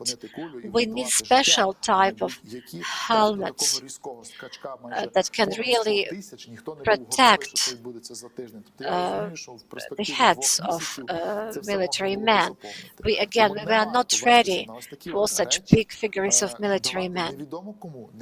So mind that you should not donate money to people you do not know, and the territorial defense and the armed forces of Ukraine worked with Kalashnikov's gun. What you can buy officially probably are some pistols, etc. So this is not something you can use against the enemy. This is something you can use in some special volunteer units. But we already have people in such units. So people who try now to make some money, probably even if they are guided by some good intentions, should not be doing it. If you want to assist the armed forces of Ukraine, if you want to donate, there are official accounts. If you want to help territorial defense, you may come personally and do it. It seems to me the only assistance we need is the computers, the IT part, because it's necessary to work with lots of documents. They have everything. They have the equipment. One of the persons said that the food supply is great and the cooks are great there, and we have a person also reported about good things. So we know that the military personnel have everything they need, and they have the bulletproofs and the helmets and they have the weapons. And we have some information from border guards, what is going on at the border crossing points. For example, in Yahudin and Ughrinov, now there are 0 cars and 0 pedestrians. Probably will come into contact with the head of the border guard service of Ukraine in our region to have some information. Because yesterday I had a talk with people approaching the border. There were some lines there. Yesterday they said there were lines, now they say there are no lines. You can actually go to online platform and see what's going there. Talking about Rava Ruska, 0 people, 0 cars and 20 buses. Kharkivets, 0 cars, 0 pedestrians, 18 buses. Shahini, no cars, no people, but 1 bus. Looks very positive. But if you have information, please send messages to our Facebook page or YouTube comments if you are at the border, because we have slightly different information. Probably something has changed during the night. Probably it is because of the weather. People just were eager to go from the railway station directly to the border. Yesterday it was cold, for example. I'm living at the open air area close to one of the mountains, and it is -11 at night. Talking about foreigners who came to Ukraine, who crossed the borders, there are 215,000 people. These are men who decided to come back to Ukraine. I'm talking about our citizens, Ukrainian citizens, who decided to come back and defend the territory of Ukraine. And the number of people who left Ukraine yesterday, 118,000 people. According to the UN, more than 2 million Ukrainians have left the territory of Ukraine for the recent 14 days. And according to UN forecast, there will be about 5 million people. Their first forecasts have not come true. Well, let's say 5 million people may go, but probably 4 million people will come back. We had a talk with our experts, and people panic, and they actually leave the western part and go to Peremyshel. And there are also cases when people left and then came back. So they came back to Lviv and they do the same thing they were doing in Peremyshel. And those people who are employed already start working. Знаю, що сусіди мене дивляться, але мені якось I know that my neighbors are watching me, все одно. and Вони мене там не слухають, також тут може почують. say, well, I have a neighbor крутий, я мачо і так далі. Він втік в першу who is saying, I'm a macho, and he left the country during the first hours. So he actually welcomed a displaced person, and now he is teaching us what we should do. This is my car, do not touch it, etc., etc. So now we already have such people. Unfortunately, such people also will be coming back.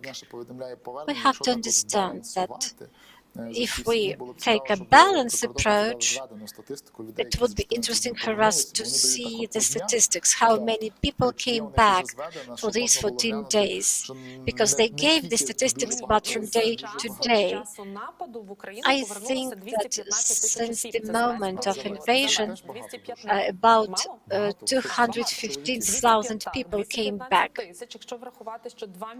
But taking into account the 2 million left, and actually these are mainly women and children.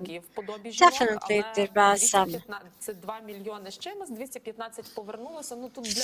like women like men among them. So we do not know how many men were in these 2 million who left. But it's really positive that 215,000 people are ready to defend our country. For example, among my acquaintances, there are people who came back from the US. They were working there, and there are people who were living in the US for 20 years. Now we have Mykola Forysyuk, a volunteer, a Ukrainian, who is now in the Republic of Poland, and he's doing what all the others are doing in this situation. Mr. Mykola, welcome. Glory to Ukraine, glory to heroes. Well, we see that you are on the go. What we would like to ask, what is the situation with the Ukrainians who go to Poland? Yesterday, we have the information that more than 110,000 people crossed the border, and mainly all these people go to Poland. What about the Polish people? Don't they say that there are too many Ukrainians already? Well, currently there are no things like that. The Polish people are very supportive. They met people, they brought people to the places they needed, they brought lots of things. We feel really strong support, and we are very much grateful to Polish people. Where are you, and how many Ukrainians do you have there? I am in Peremyshel. It's now I'm close to Medyka. We have Ukrainians coming actually every 15-20 minutes. So there are buses bringing people. What about accommodation for these people? Where do they live? You know Tesco supermarket, and first of all they stayed in tents, and now Tesco allowed it, and in Tesco they are registered.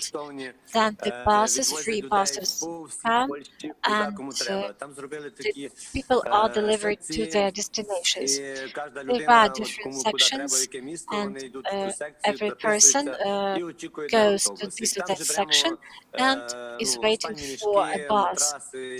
And we have there the sleeping places. So people are divided into groups according to the place they would like to go, and when the bus comes, people are just brought to their destination. What about some assistance? What about the private families ready to help? At the beginning it was really high. What about now? Now we have less people who would like to welcome Ukrainians. During the first days, there were people who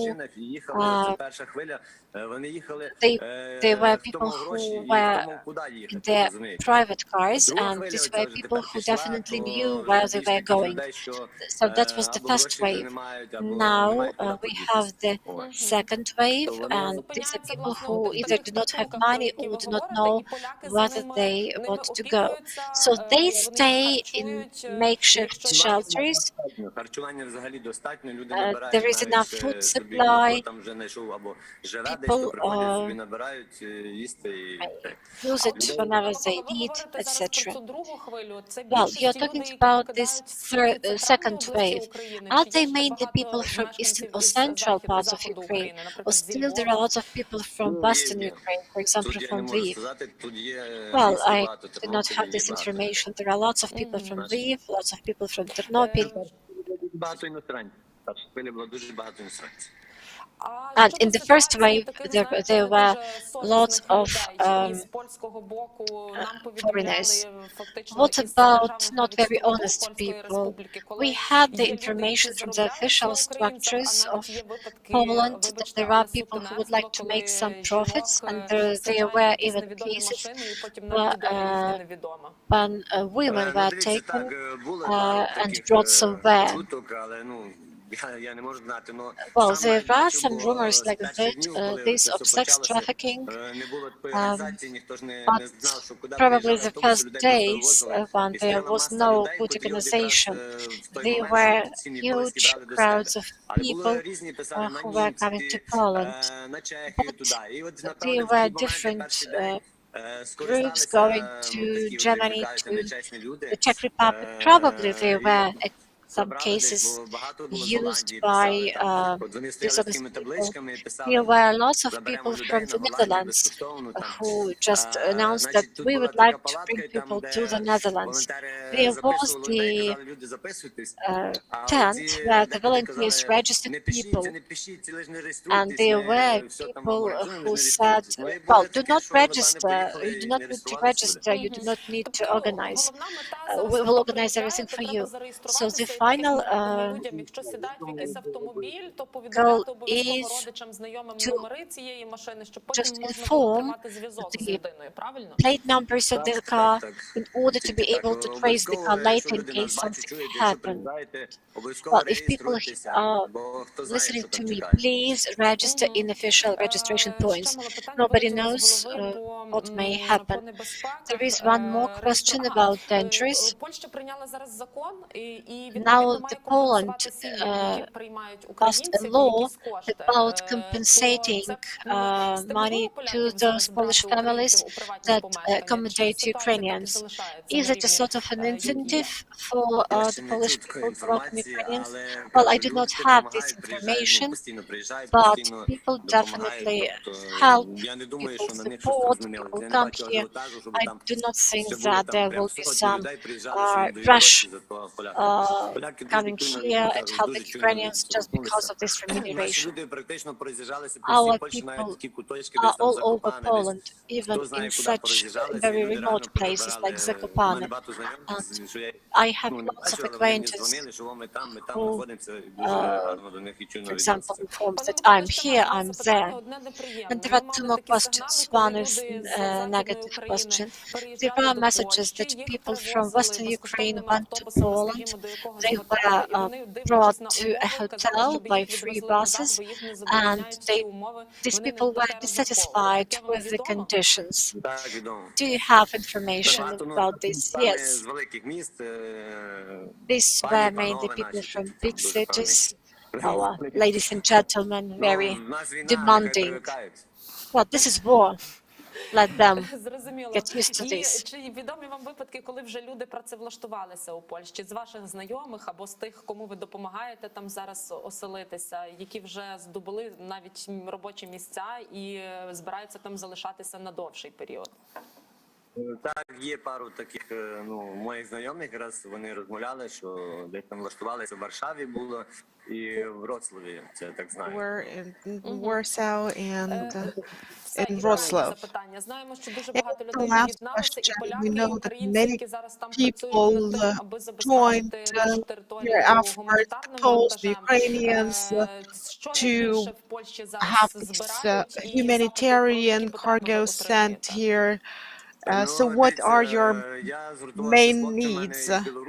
Well, the situation is that we have like the guys from Poland, from Georgia, from other countries, and we are collecting everything for the army. Well, people bring many different things from abroad, especially from France, from Germany, Sweden, Switzerland, Czechia. So we ask them to bring not a lot of everything, but something specific, like bulletproof vests or something. Many medications are brought. Mykola, thank you that you found the time to join us, and we have heard a lot of information from you, so we wish you every success. A Ukrainian that is volunteering on the Polish territory right now. Glory to Ukraine, glory to the heroes. And meanwhile, we'll have a video with Ms. Shmyhal. So there is some information which you will not be able to learn anywhere else. So 3 convoys came to Uman and went to the west of Ukraine, evacuating people from Sumy. So about 43,000 people were evacuated from Sumy yesterday, and evacuation will continue today. The Ukrenergo informs that they are ready to start repairing the high voltage lines near the Chernobyl NPP immediately. This is another issue that will be discussed today. While our German partners are trying to keep cooperating with Russia and use their energy sources, energy carriers, Italy has suspended the purchase of oil from Italy, despite the fact that Italians are suffering more from the fact that they do not receive Russian resources, because there were a lot of Russian resources there as well, but they do understand how important it is to support Ukraine at the moment. That's what we have been talking about, that Americans find it easier to refuse from Russian oil because they can start using their own oil, and they can also use oil from Venezuela. But in Ukraine and for Europe, it will be more difficult because they are more dependent on the Russian oil. And Italians are ready to make this stamp. Ukrainska Pravda, which I trust a lot because I know these people, how professional they are, so they inform that EU leaders are joining for an informal summit in Paris on Thursday and will probably supply additional support, but not speed up membership of Ukraine in the European Union. There are many discussions taking place right now. We'll see what decision will be taken. And now some secret information. I would like for everyone to see this. So the Verba systems are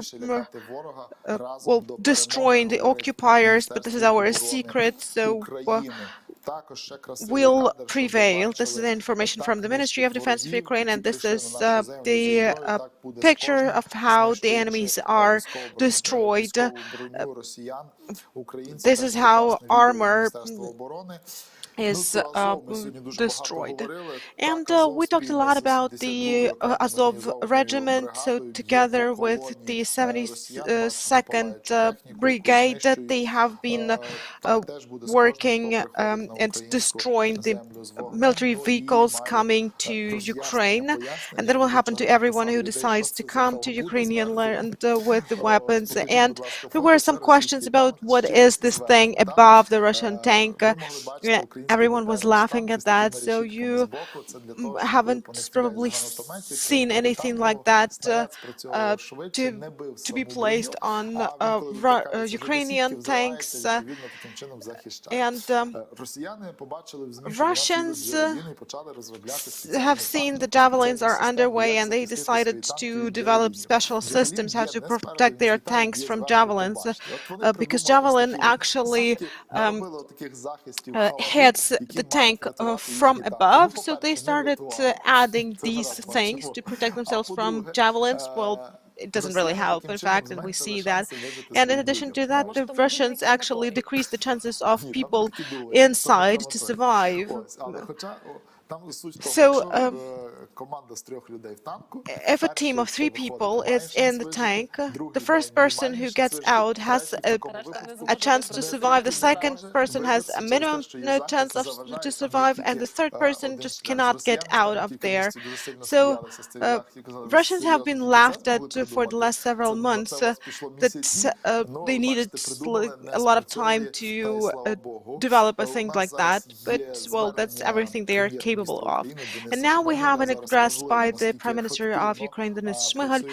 It's very important for the government to be effective right now, to take right strategic decisions and also right tactical decisions for Ukrainian economy to survive, and for our financial systems and payment systems to remain stable, so that all governmental payments are done, and for the exchange rate to remain stable. Heroic people of Ukraine, our war for liberation has been lasting for 2 weeks already, and we have been resisting the Russian invasion. We are shaping new reserves and accumulating resources for our army to be supplied with everything it needs for defense and for liberation of the occupied territories. Yesterday, we had another auction to sell war bonds for 6.7 billion hryvnias, and the National Bank of Ukraine also took the decision to buy the war bonds for another 20 billion hryvnias, and many people are joining the pro-Ukrainian coalitions. Dozens of countries and organizations are helping us with finances, with humanitarian aid, with military efforts, and $12 billion. This is the potential package of assistance which will be considered by the U.S. Congress. The World Bank approved a package of assistance to Ukraine in the amount of $700 million. Today, the European Bank for Reconstruction and Development announced that they will allocate a package for stability to support Ukraine. And in a couple of hours, the IMF will consider the matter of allocating $1.4 billion US dollars of emergency support to Ukraine. Next week, we expect the first tranche of 300 million euro of macro-financial assistance from the European Union, which has also provided us with 1.2 billion euros. And next week, we'll get another tranche of this credit. I would like to thank those entrepreneurs and companies that pay taxes during these times of war, pay the salaries to their employees, and support the army in every way possible. Your contribution to our victory cannot be overestimated. Thank you. What are the important steps of the government? In about a week, we will start registering the information about the damaged and destroyed property of the citizens of Ukraine in the DIA app. Everyone who remained without the roof over their head, whose buildings and apartments have been destroyed by the occupiers, will be able to apply in DIA. We have already established the fund for reconstruction and of the property, and as soon as the war ends, we'll start rebuilding everything that was destroyed by the enemy. The war made many people left many people without the documents, and that's why your documents in DIA app are your documents. It has your passport data, your taxpayer code, as well as the pictures, and they will be recognized by local authorities, by the police at the checkpoints, and it will be available to all users of the Dia app. And we are also creating a food reserve.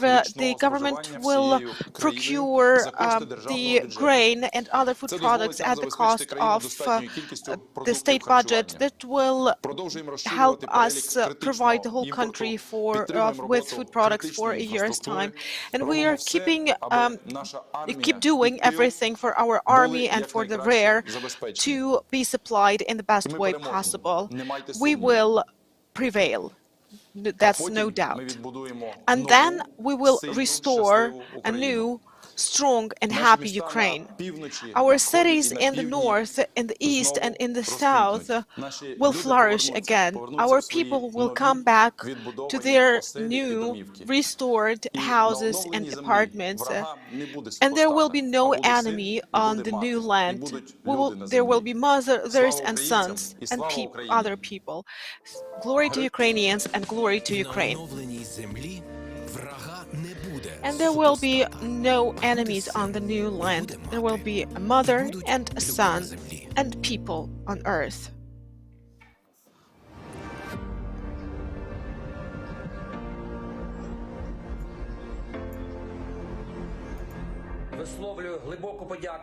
I express deep gratitude and admiration of the Ukrainian armed forces.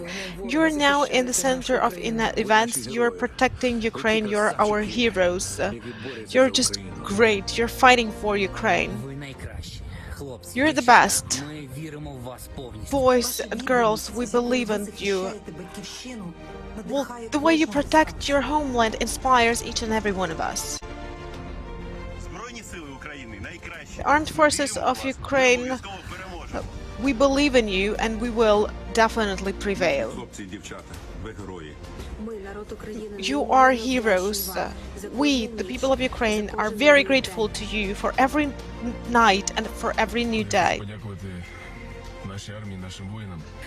I would like to thank our army and our warriors for your work and for our lives. Thank you for giving us a chance. Our dear protectors, we are proud of you. You're the best in the world. I would like to thank to those who defend our country. They are real superheroes. I would like to thank to all those thanks to whom we wake up every morning.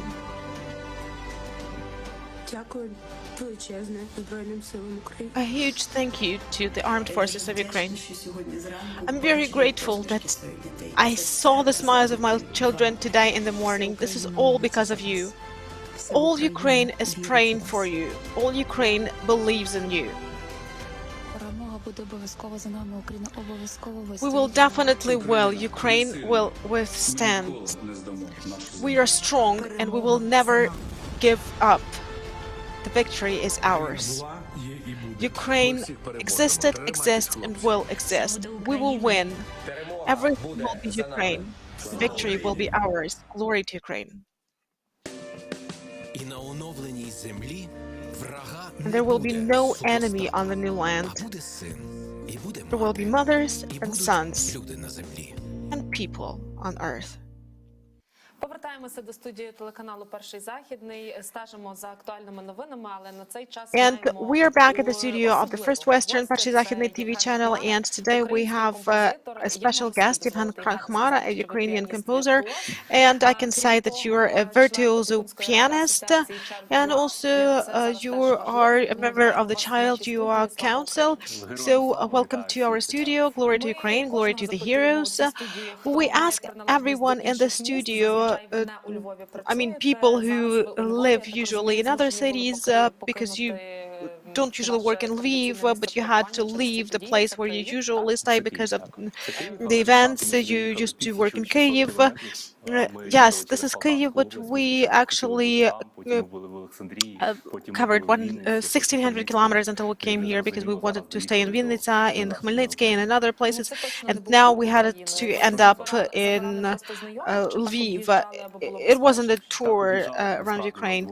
Well, or was it safer? Well, we have 2 children and my wife is pregnant, so we were trying to find a safe place. But I can tell you for sure that on those days when we were in Kyiv, we actually are grateful to God. We thank God for being there because we understand what is happening here right now. And this morning at 5:13, when we woke up from the bombs, this is something we will remember forever. And could you tell us that Western Ukraine is not only Lviv? Well, you know, the Western Ukraine is really big. We are not far from Truskavets because in Lviv there are too many people right now. It's overloaded, and well, people are asked to move somewhere because imagine that half Ukraine has moved here to big cities, and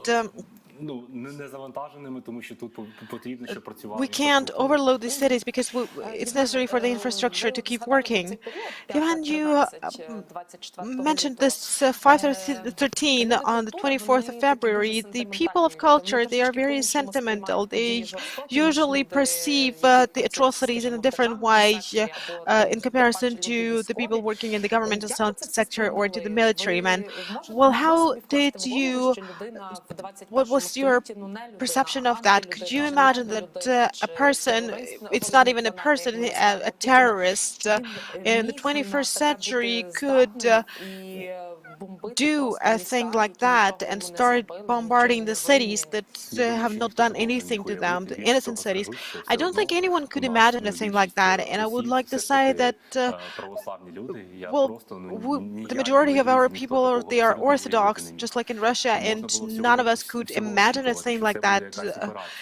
We could expect a kind of an operation, but not a thing like that, not of the scale that we have here. It's awful, and I would like to say that starting from the first day, I started shouting to the whole world that Russia attacked Ukraine.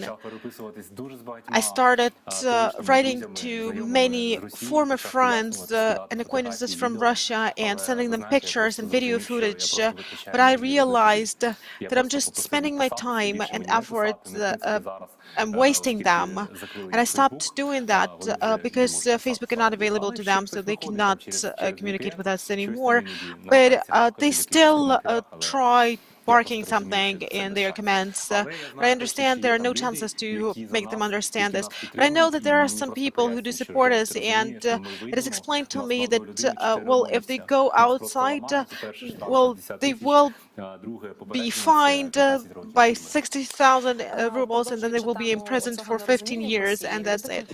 Well, continuing this topic of not understanding in Russia, you know, people of culture, they are cosmopolitans, they, like cultural actors in Russia. They were not staying in the country. They've traveled a lot. They saw Ukraine. They saw Europe. They saw the United States. They know how it exists. But you still say that the majority of them keep saying that we are to blame and that Putin is right. So how does it happen that way? Why do you think it happens? Are they brainwashed or what? You think, I know there is this price for their soul, and they have just sold their souls, because otherwise I cannot understand it. Like Basko, for example, how many times he's been to Ukraine, and I personally saw him sing at in Kyiv, and how he was treated here. Well, they always loved Ukraine, and it's incomprehensible. I cannot explain these things, and I don't even want to talk about these things, because now we have just 2 sides. We have the side of light, and we are on this side of light, and we have this, there is this dark side, and each and every one of us has the right to choose the side they support. And we've heard that the Europeans still have some respect for the great Russian culture, and in Ukraine we also hear things like that. On the one hand, they say that everything is bad, and until a couple of days ago, Russian songs were still in the top charts. So how do we show the Ukrainians that culture is a way to fight? Well, you know, I don't think we need to squeeze anything out of our cultural space, because I think people will do it themselves now, well, for the benefit of truth and light, because Ukrainian culture is very rich and it has a long way to go. Most Russian artists and singers, they are Ukrainians by origin, and I think now is a unique possibility for them to go back to Ukraine and to say, I wasn't mistaken, I'm Ukrainian. Well, Loboda cried. Well, yes, but she said nothing about terrorism and something like that. Well, saying I'm against wars is something very general. Everyone is against wars, but I'm sure that we will win. I'm convinced, and I'm sure that Ukraine will become that powerful, because the whole world is interested in Ukrainian culture right now, and it will be very sad for Russians. You travel a lot around the world, so do your acquaintances and friends in other countries people who still support the Russian Federation? No, I don't have any friends or acquaintances like that. Moreover, I would like to say that there are people who are, well, probably not afraid, but they are so much staying aside from politics that are trying not to post anything. But I'm telling them that politics ended on the 24th of February. It's not about politics, it's war. It's like Elon Musk. He's not saying that Russia is the aggressor, but he still sends Starlink to Ukraine. So that's what it looks like. And you were fond of airplanes, and you were doing karate. So didn't you think of, well, stop playing music and start fighting? You know, everyone should be in their place. And I'm sure that the armed forces and the territorial defense are now joined by people who have their respective experience and can be useful. I can't be useful in this situation with a gun in my hands, but I know that I can be useful by informing about what is happening here, by fighting on the informational front. And this is my mission, and this is the mission of all artists at the moment. We had an example in the Ukrainian history. We recalled Vasyl Slipak, one of the most famous opera singers of the world, who had the possibility to talk about the war in Donbass very loudly. He decided to join the armed forces, and unfortunately he died there. So we lost one of the biggest cultural diplomats who could tell about this war to the whole world. And I have a question: when does culture has to reflect on the events? Should it happen right now? Like when you came here, you have this emotional reaction to the events in Kyiv, and you create a piece of art right now, or whether you have to wait for some time to reflect on it, to get rid of emotions and to start analyzing that and then create something. Well, from personal experience, I should tell you that I played the anthems of Ukraine in various countries of the world. Like in the US, for example, they have many open pianos in airports and in the squares, and I played a lot of Ukrainian music and Ukrainian anthems there. But you know, sometimes there are some trends, and when it starts as a trend, you want to do something else, something different. So now music comes to us. You can't create it deliberately. It's something that just comes to you. And I think that now all channels are closed because you keep reading and watching the news round the clock. You keep praying for Ukraine to withstand. And right now I can't write anything. And my sixth album was downloaded, released in peaceful time on the 22nd of February, but because of the technical problems, it was released actually on the 27th of February, so I basically released my album during the war, and the second part should have been released in a month's time, but it won't be released because I don't have the possibility like that. Today is my birthday. I'm turning 34 today, and I would like to address all viewers who come to my concerts and who listen to my music, and I would like to say that if you would like to congratulate me, then please send at least 1 hryvnia to the Armed Forces of Ukraine and post a screenshot under my post on Instagram. We are very sorry we were not informed about the fact that you have a birthday today, and because you have a new album and you have your piano here with you, so could you please play something from the new album? You know, I would like to play not a piece of music from the album, but I will accompany those Ukrainians who are now at home, who are now in the bomb shelters in the basements. I'll play only a part of the song. I'm sure you all know it.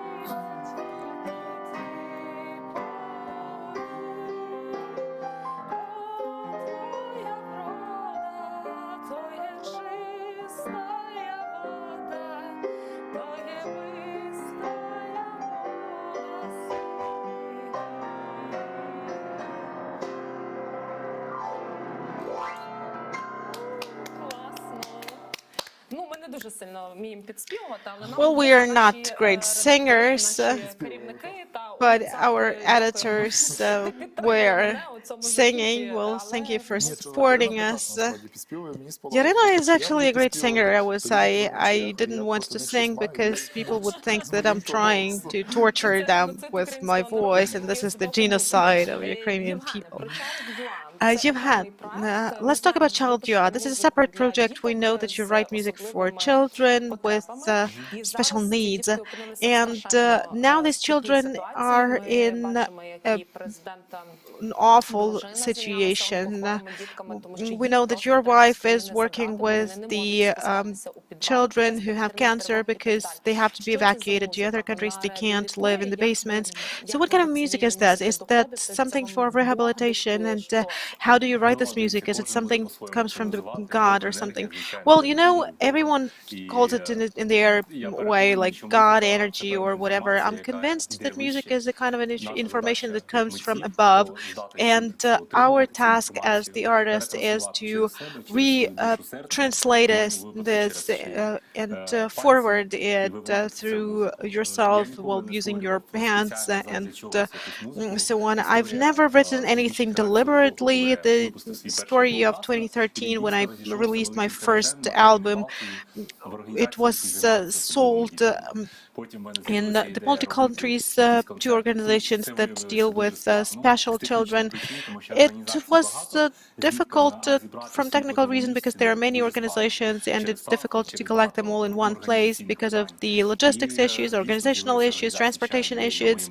And this organization, Child UA, actually started cooperating with me, and they said, you know, we will make a concert and we'll gather all children in Kyiv in one place. And the first concert was held for 800 children in the room, and I was warned that it should be not longer than 20 minutes because children cannot sit for such a long time, but we had 1.5 hours and everyone was very happy. So we have to pay attention to the phenomenon of music because it helps you not only emotionally but also physically, because a person is like 70% composed of water, and music actually changed the structure of water. So this is music for rehabilitation of these children, right? This is the music that gives hope, right, and helps you physically as well. Well, what about the grown-ups? Because now the grown-ups may have been more traumatized than children. Well, of course, I know from my own experience that when I hear some loud noises and it seems like it's a plane or something like that, and my son had a birthday on the 25th of February and we celebrated it in the basement, so whenever he hears a loud sound, he's getting scared, asking what it is. So I think that music can help this psychological rehabilitation. It's one of the tools for this psychological assistance. And using this opportunity, I would like to ask you to let me know a minute and a half before the end of our meeting, because I would like to play another song to you. Of course, and we've been talking about the music and about laughter during the war, and we got messages from our viewers saying that how can you talk about some funny things during the war, but we invited a psychologist who told that the war is the time for jokes, because this is a way of rehabilitation and music also helps. If you want to listen to the music, then listen to the music you like. You may listen to classical music, to pop music, to rock music. If it helps you, why not do that? And on the first radio, we even introduced this special initiative during the times of the air alert when people stay in the basement. So this first radio is one of the channels which informs about the air raid, and this well, people may stay there for some 40 minutes or even longer at the basement. So during this time we play classical music like Vivaldi, and well, at the same time our commentator says please stay in the bomb shelters. So this actually helps people. Well, someone is listening to Vivaldi and Strauss every day, so well, that's a good thing, I guess. What concerns the children, yesterday we had a meeting with Bogdan Tikholos, who is the director of the House of Franco, the museum in Lviv, and they started a project called The Children of the Country, Fun for the Brave, and they gather many cultural actors who are now in Lviv, and they will be going to the places where the displaced children are staying right now, in schools and theaters and other places, and they will be painting, singing, dancing together with them. So I think they will be happy if you join them as well. And another thing is that we have the oncological hospital, which also has many children coming to them, and this is also a good platform and for Yevan Khmara to organize well, a small concert or to have some classes with these children. And in Drohobych there are also people working with children, and you can extend your project to Drohobych as well, and I think that we can give you the contact details after our program. They are ready to cooperate, and we are sure 100%. And before we give you these 1.5 minutes, I would like to ask you whether you've had this wish to leave the country, to go abroad, because you have the opportunity to leave and stay there. Yes, I've always had many possibilities to go there, and I've even had some specific proposals to be a member of the band in the United States, but I always refused from all proposals like that, because I have a mission. This instrumental music music in Ukraine. And if I did not believe this, I think I wouldn't do these things for such a long time. As of yesterday, we kept working on this, and until I'm alive, I will keep doing my job. And if I go abroad, I will present my music as Ukrainian brand, as Ukrainian music. I do understand that if I had technical possibility to go abroad right now, I could do a lot for our armed forces, will collect a lot of money, raise a lot of money for them. But, well, the rules are rules, and everyone is fighting on their front. Well, culture and people always react to the important events, and they always have the impact on what is happening. So we had the Maidan, and then we had the 14th, 15th, 2014-2015, when there was this cultural upheaval. And what do you think about this episode of our history? Will it impact the Ukrainian culture? Will there be more freedom, more willingness to experiment, to show that we are great, that we are different? Will we be more integrated into the European culture? Yes, we will definitely be more integrated into the European culture, and I'm convinced. I don't believe that we have to create something specifically, because we are so different, we are so interested in various respects. We are, well, varied, and we are very professional. So I think that what is happening right now, this is something that will help us stay strong together and show it to the whole world. We have already shown a lot, and we don't have to prove anything to anyone, and we don't need to beg someone, well, please listen to us or watch us. So glory to Ukraine, glory to the heroes. I'm trying to, well, prolong our meeting because I have more and more questions. So except being a radio broadcaster, and I've been cooperating with Radio 1, so what kind of bands, Ukrainian bands, do you listen to? The Hardkiss, Okeanels, Viva. So I listen to various music. Well, this is basically Ukrainian classics, you know, the Hardkiss, Viva, Okeanels, all the 1990s music. Well, you remember these well, episodes from Maidan where there was a piano in the center. Wouldn't you like to do something like that in Lviv? Yes, that's why I came to Lviv today, because I would like to play in as many places in Lviv as possible to cheer people up, because I'm sure that they need this. So could you announce where and when you're going to play? Right now I'm going to the railway station. Yeah, right after our meeting I'm going to the railway station. I'm going to play there. So if you're not far from the railway station, come to the railway station at 12 o'clock to listen to Ivan playing. And from our personal sources, we know that you are going to the Children's Hospital today. Yes, I'm going there today. I want to go to as many places as possible.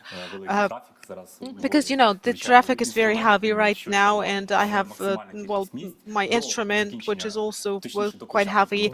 But, well, until the curfew hours, I want to play in as many places as possible.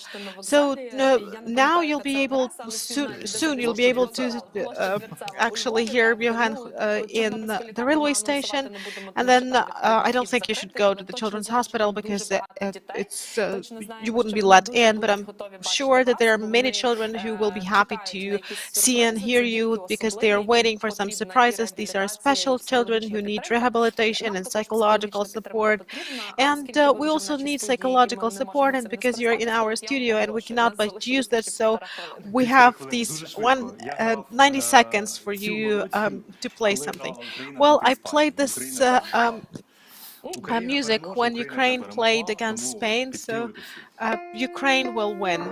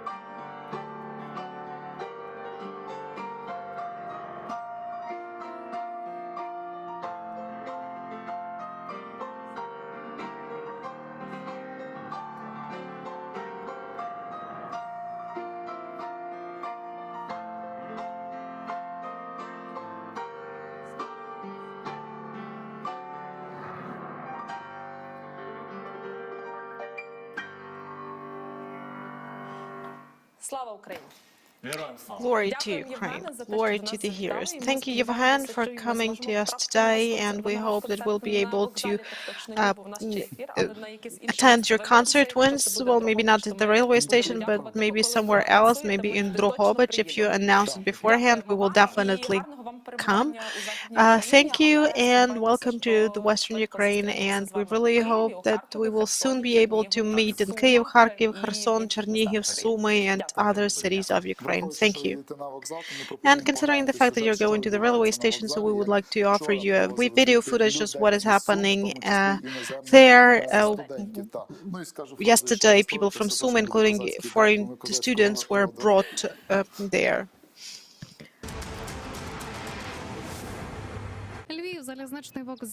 Lviv railway station. The fourth platform is filled with the foreigners from China, Uzbekistan, Tunisia, and many African and other countries. These are the students who have just left the evacuation train from Poltava. We cannot go directly to Sumy. Our trains stop in Lubny and Poltava, and the first step of evacuation is done by buses, and then we gather these people. So they brought them to the transit station in Lviv. Scared foreigners are waiting for the next train to the Polish Przemysl, from where they will go back home, and they are only recalling the worst day they have. We heard shelling, we heard bombs. This was an awful experience for all of us, and we're happy that we are now here. I think we're safe here. Ukrainians have been helping us a lot.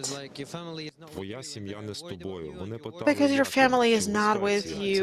They ask, how are you, whether you're safe. It was emotionally difficult, but now we're feeling a little bit better. Let me use the word hell, because this was hell.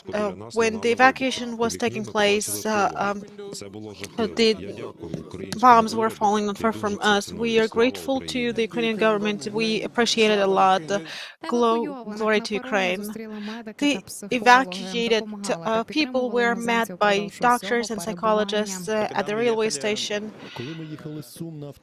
When we were going from Sumy by buses, we were stopped by volunteers. They gave us food and tea, and the armed forces were treating us very well, and they told us that everything will be over soon. You'll be able to go back. So they were trying to cheer us up as much as possible. Each and every student is waiting for the end of the war to come back and finish their studies here. And we are back live on the PERШИЙ ЗАХІДНИЙ, the First Western, and we'll be talking not about culture and art, but we'll be talking about economy, what is happening here right now in Lviv region, and how we are helping the displaced people, where we house them, what is the situation in the districts of the city. And now we have Stepan Kuybita, the director of the Department of Economics Policy of the Lviv Military Administration. Glory to Ukraine, glory to the heroes. It's good that you're here. We have high hopes, actually. So let's start from the following things. Several companies are moving to Lviv region. We saw the information from the Cabinet of Ministers yesterday. About 90 applications have been received yesterday. So who's coming to Lviv region and what conditions will be created for them. Yesterday we saw the information from the administration that they are looking for the premises for them. We had a very effective day yesterday. We managed to establish very effective communication with between the Ministry of Economy and the Ministry of Infrastructure, and also the deputies from the respective committees joined this discussion. And now they are working on cooperating with these territories where the hostilities are taking place. They are working with the entrepreneurs, asking them whether they are ready to relocate their production facilities. And our responsibility as the representatives of the western part of Ukraine is to find places for them to relocate. Fortunately, we have been working on investments for several years already, and we know we have exact information.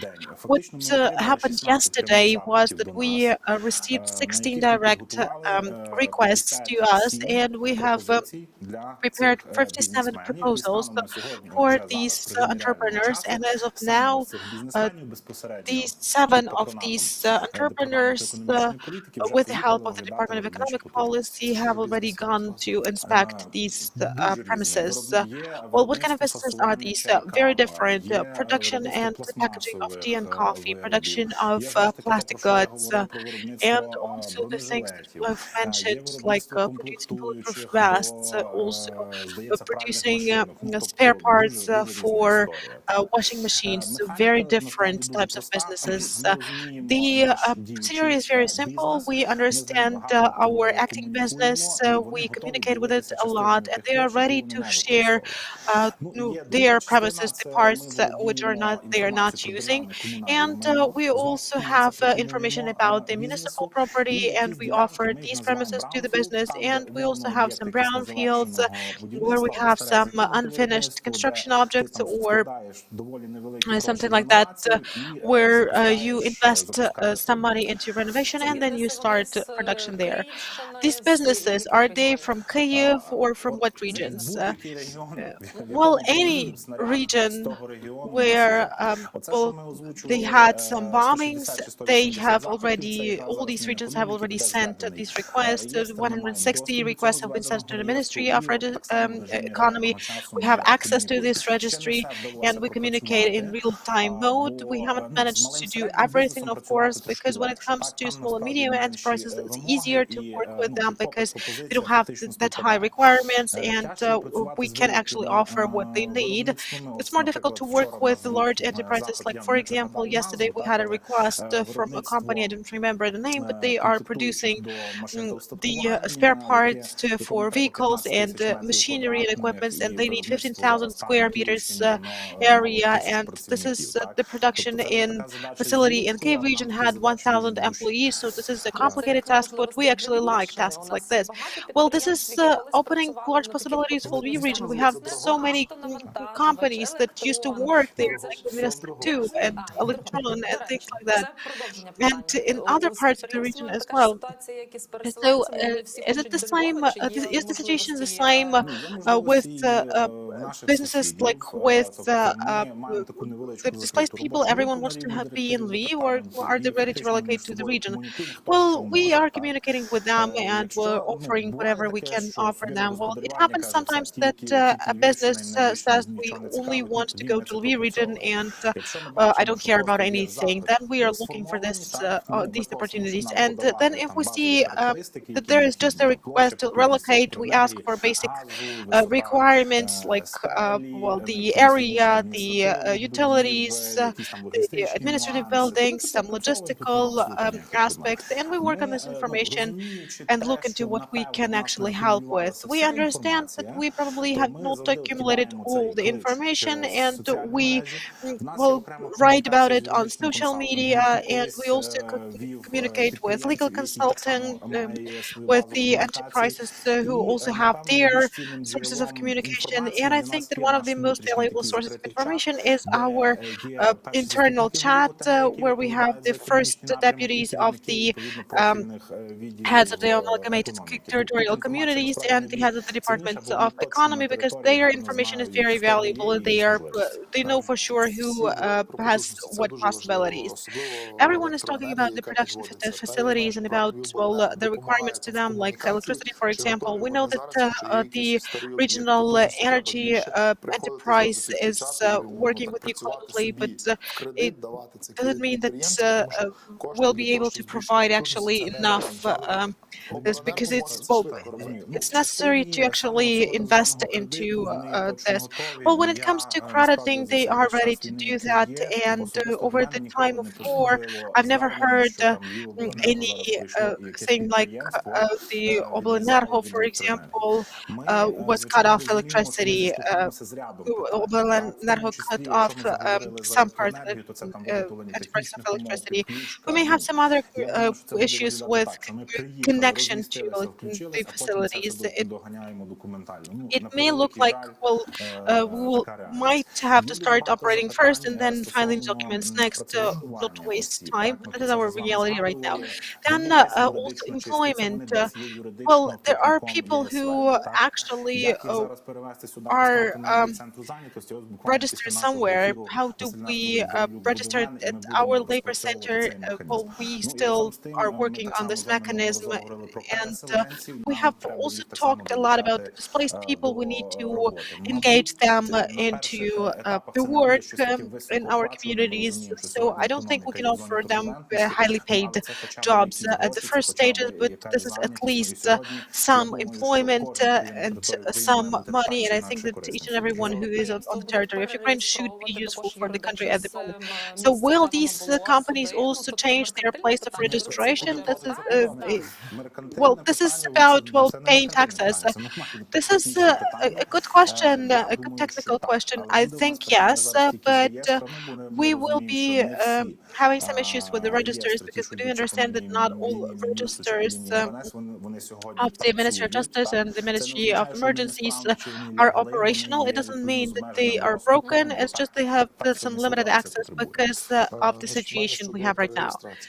And I have a question about changing their registration, because I've been talking about that with the representatives of the businesses. People who come here, they have to change their place of registration because of the war, and then they go to the labor center, to the pension center. The pension fund should actually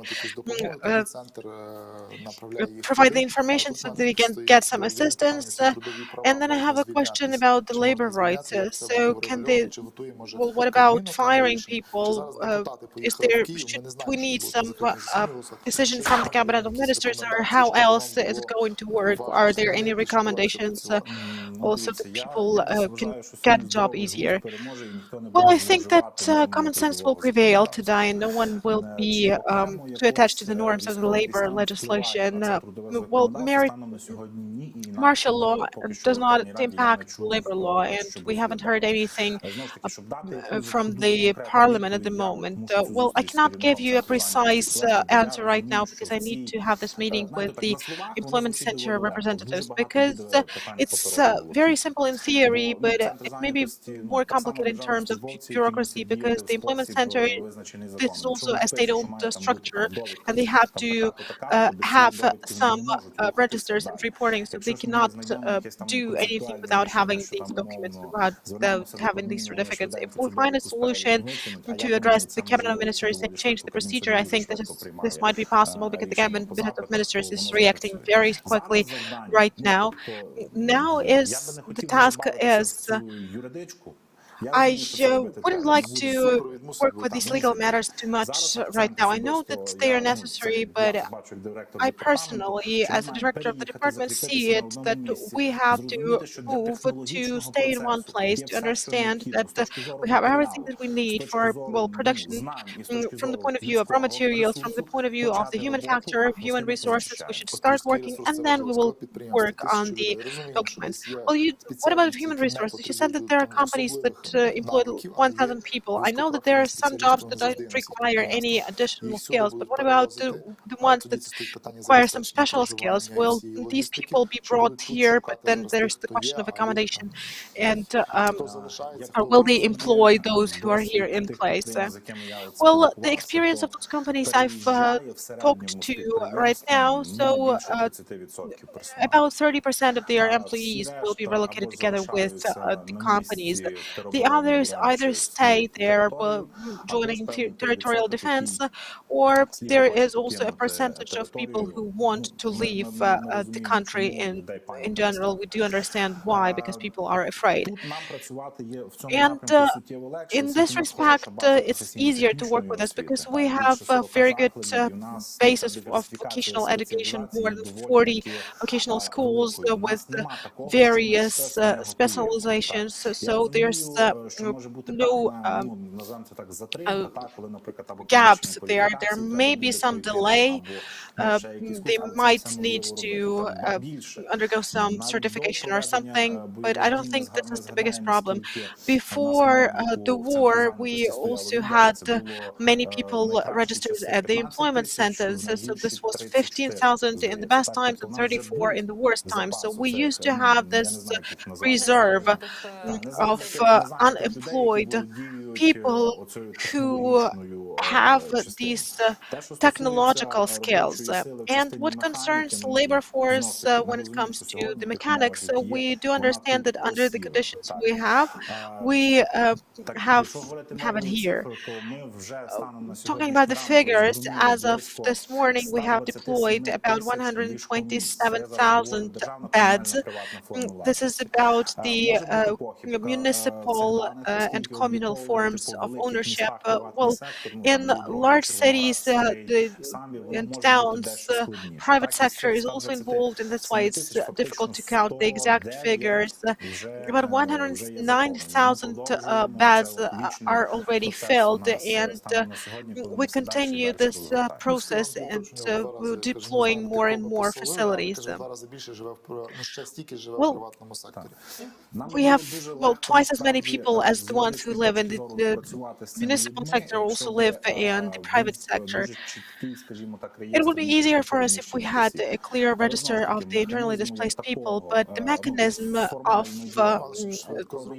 registering them exists only formally. It's not that easy to actually use it. So at the moment, it's all about the goodwill of the heads of the communities who register these internally displaced people. This is done for themselves, and this information doesn't have any legal power.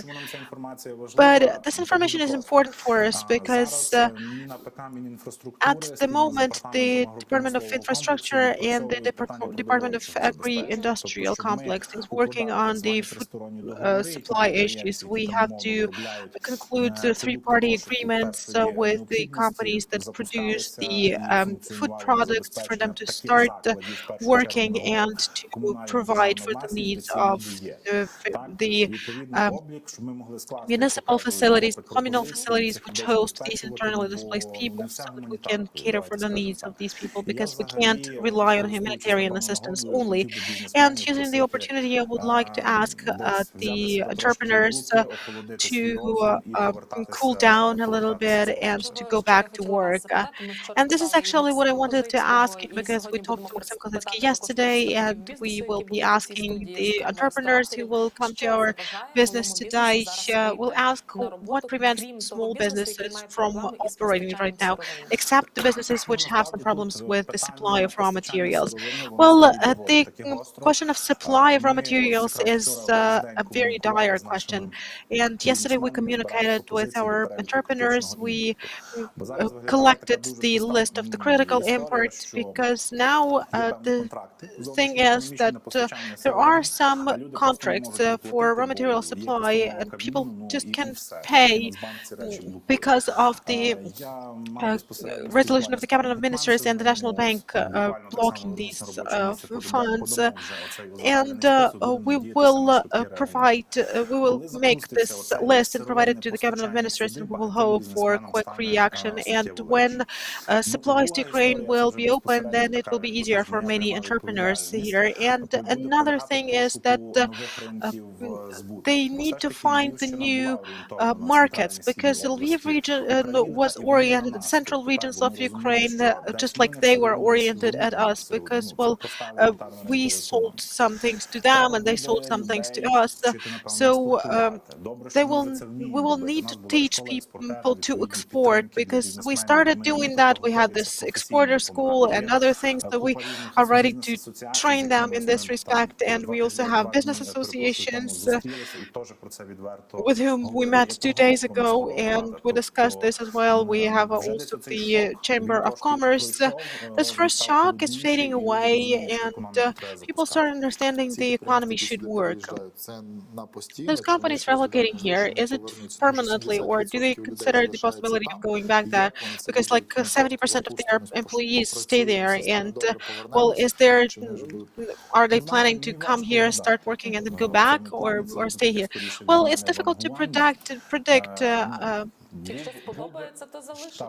If they like it here, they will stay. Well, if I were them, and I was not treated very well, I would relocate back home. But if I had good conditions, and if I understood that business climate is very favorable here, and I have qualified personnel, and I have channels of communication, and I'm cooperating with all the state bodies very well, so why would I want to relocate again?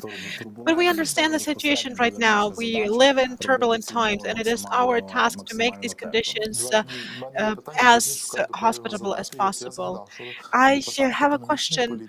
The Department of Economic Policy had a unit which worked with the Centers for Provision of Administrative Services, and we have figured out that the Centers for Administrative Services did not work for 4 days because of the 8th of March. So what is the situation in the districts, and will there be a decision taken to make Centers for Administrative Service Provision to work during the weekends? Yes, we did have the powers over these centers, but only until the Cabinet of Ministers offered for the heads of the regional state administrations. This was before the war, to change their subordination, and this digital area was actually distinguished into a separate division, and I do understand that the situation requires for the centers of service provision to work. Of course, they cannot work to their fullest because they don't have enough employees at the moment, and there's no time to teach the new personnel. But well, they still have to work like some, I don't know, 18 hours a day or 16 hours a day, so that we can service people. But we also need to understand that we don't have long lines standing in front of the Centers for Administrative Service Provision. But if these centers start working with IDPs, then they will have a lot of work to do. We know that many centers, they have like a person with a computer who works with IDPs. Well, there are many heads of the communities who have been cooperating actively with the Centers for Administrative Services, and they actually did those in status districts. They had separate units, like mobile brigades, and you could register within a day. Going back to the topic of business and the supply of raw materials, when it comes to critical import, then you need a resolution of the Cabinet of Ministers and so on. But we have many questions from people concerning the goods in the stores. I can't speak from my own experience, but people say that there is a number of categories of food products that have disappeared from the shelves. Well, I also, unfortunately, get messages like that. These are specific pictures from chains, retail chains with empty shelves, and we're trying to communicate with these chains in this regard. The biggest problem was not to find the supplier, although this also is sometimes quite challenging. Now we have almost shaped this network of suppliers, but there was a logistics problem.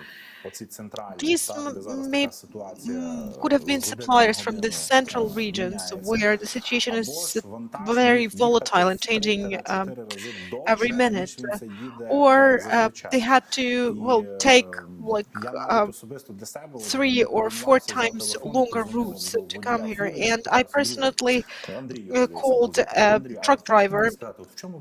His name was Tvій. I called him and asked, could you tell me what the problem is? And he says it's very simple, but well, there are like 10 to 15 checkpoints in every region, and I have to prove my identity at every checkpoint. I have all the documents and ready to show them, but they every time inspect me, and it's very tiring.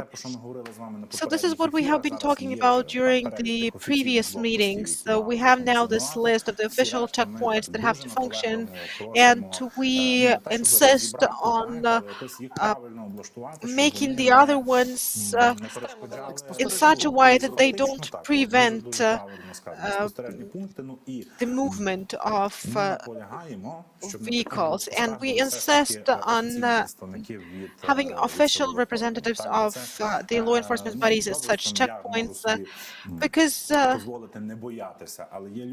yes, I can, well, I'm maybe not afraid, for example, but there are people who are not feeling confident enough in the situation like that, and they look suspicious because they're nervous, and this is a very simple situation. And then the law enforcers, the cops, instead of doing their job, they have to go there and to check what's happening there. So 1,725 messages have been received by police today. So you imagine how much work they have, and they work not only with checkpoints. So there are stocks, but it's difficult to deliver them, and that's why we have empty shelves in the stores. Yes, that's right. There are also some problems with the producers. This is what we have been talking about the raw materials, because this is a chain, and if one link is missing, then it's difficult to restore everything. And now we are very actively communicating with the producers of food products so that everything is on the shelves and is available. And we also have to understand that as of now, the shelves in these chains cannot be stocked 120%, but we can't say that they are totally empty and there's nothing there and it's the end of our economy. That's not true. Fuel. I go to petrol stations several times a week, and I was told that I can use the E95, but it was not available. So I could only use this top quality gas, and it costs now 47 hryvnias per liter. So what's with fuel? Well, we have the understanding here that the situation is very complicated, as I've already told you. When we are falling below certain line in our stocks, we are holding some things back. When we had a meeting with the heads of the Ministry of Emergency, so our position was clear, so let's work for the population, but our military are now our priority, so we need to have this reserve for the armed forces. Well, I should say that together with, when I was filling my car car. The representatives of armed forces were there as well. It was a little bit scary because they were with weapons, and I was with a child there. Well, it was a little bit scary, but what I wanted to say is actually that they came there with no problems. They got the fuel. There's no deficit for them. Their vehicle was filled, and that's okay. Yes, we keep working with foreign counter agents. I'm not going to name them at the moment, but we are working with them to get supplies from them through the channels that are available right now while using the tanks. It's difficult because we would need hundreds of them.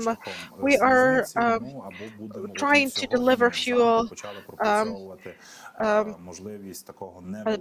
by railway, and we are even thinking of a small fuel pipeline to be able to deliver fuel to one or two safe spots near the border where the situation is the calmest, and to provide this fuel for the needs of the armed forces, and then the gas stations in the region would be function for civilians. And what about the price? So what might be the top price, the highest price for fuel? Well, the prices we have right now, 44 to 47 hryvnias per liter. It varies, of course, so I think so. Well, it might fluctuate plus minus 5 hryvnias. OKO sells gas at 25 hryvnias per liter and Ukernafta at 18 hryvnias per liter. So why such a big difference? I'm not ready to answer this question. This is actually the first time I hear about such big price differences. I know that as of yesterday, there were some problems with delivering gas to these gas stations, but I can't tell you why so. Well, I think it's because the one is state-owned and the other is private, because I think the state-owned may will use the stocks that are available, and the private one needs to buy the gas at the market prices. And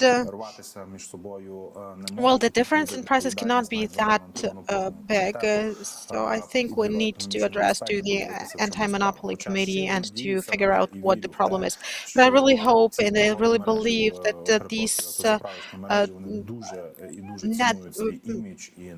chains of petrol stations, they actually value their image and they will not abuse the situation. But I would like to remind you that if you have any situation of abuse, address the Anti-Monopoly Committee. And Andriy Moskalenko, deputy mayor of Lviv, also said that they had some signals and they talked to these people. We don't know how they actually talked to these people, but there were discussions like that. And we know that you have a lot of work, so we'll ask another question and let you go. So this is a question about IDPs. Are we running out of spots? And then from Monday, we are resuming the classes at schools online, but we hope the children will still go to school this academic year. So the question is about kindergarten and schools where internally displaced people are staying. So how long will they stay there? And if these people decide to stay in Lviv region, so where will they live? And so on. Well, what concerns the first question, when we talked about the mechanisms of allocating people, so we were thinking about the two waves. The first has been exhausted, and when it comes to the second wave, we have well, some reserves left because objectively, people can sleep in a library, in the Center for Administrative Services, well, anywhere in any social infrastructure. And therefore, it's difficult for me to predict how exact these figures are, but I think up to 2,000 people can be hosted. And there is another material issue which relates to mattresses and sleeping bags, because we constantly lack these things. And the second question is about feeding these people. So these are some critical problems. We don't have any problems with the places to sleep. What concerns the study, this is my personal position. I'm not saying it's right, but I think we need to postpone the classes a little bit. But I think that probably the Department of Education has a justified position, because we have to teach children. I know that under these technical conditions we have right now, it might be difficult, but if we don't start it today, it will always be too late.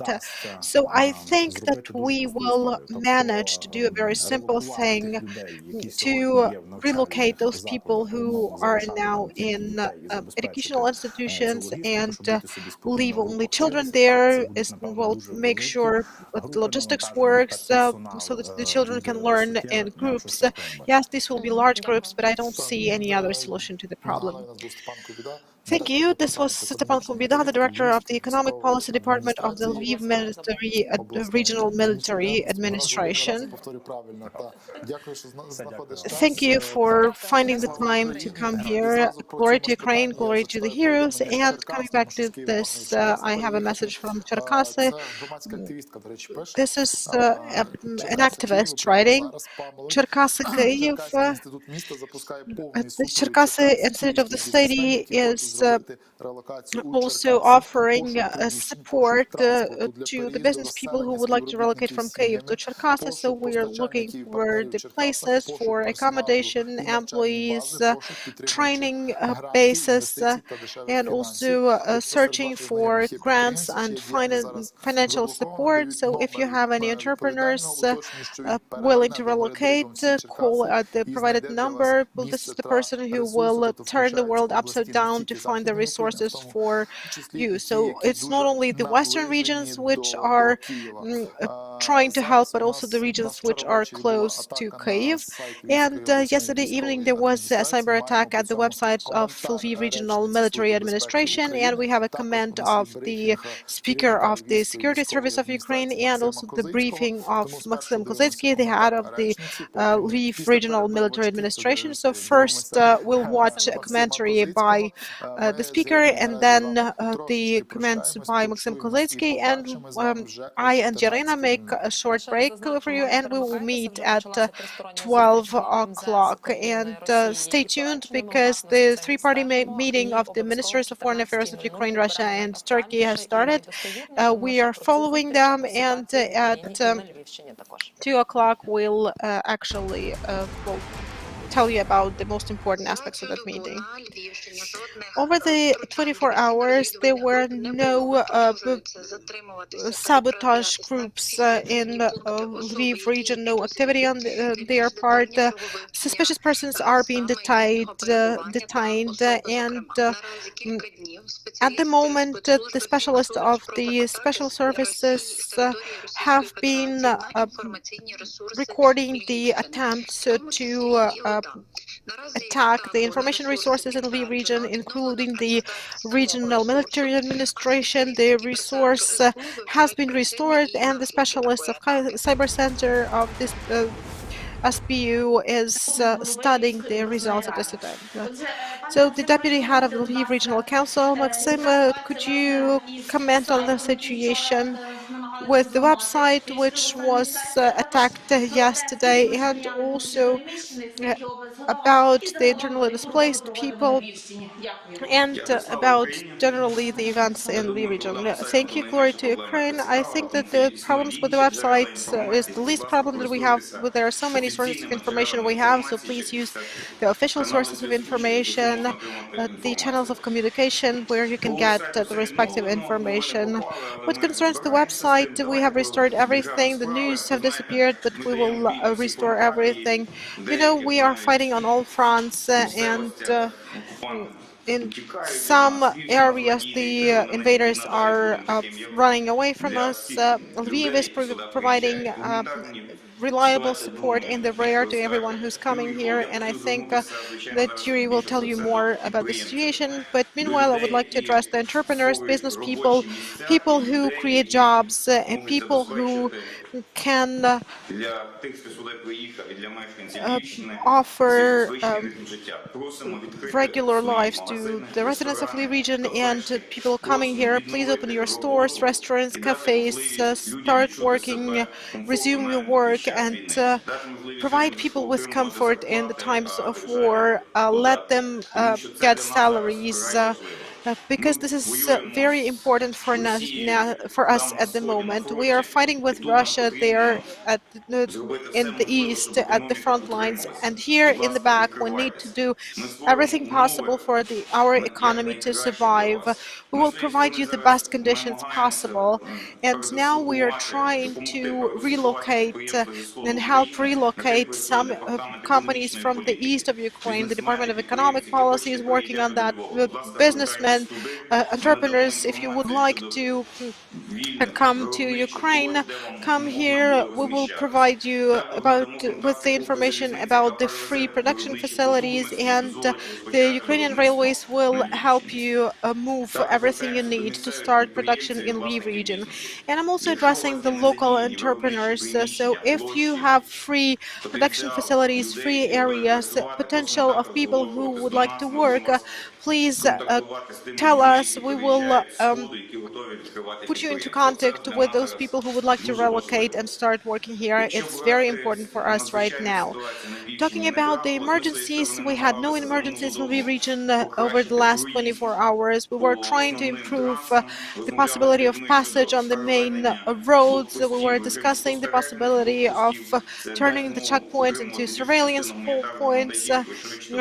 Well, that will actually make the procedure of receiving the humanitarian support easier, because Lviv is a humanitarian hub and a reliable way of receiving everything that we need to provide to the front line.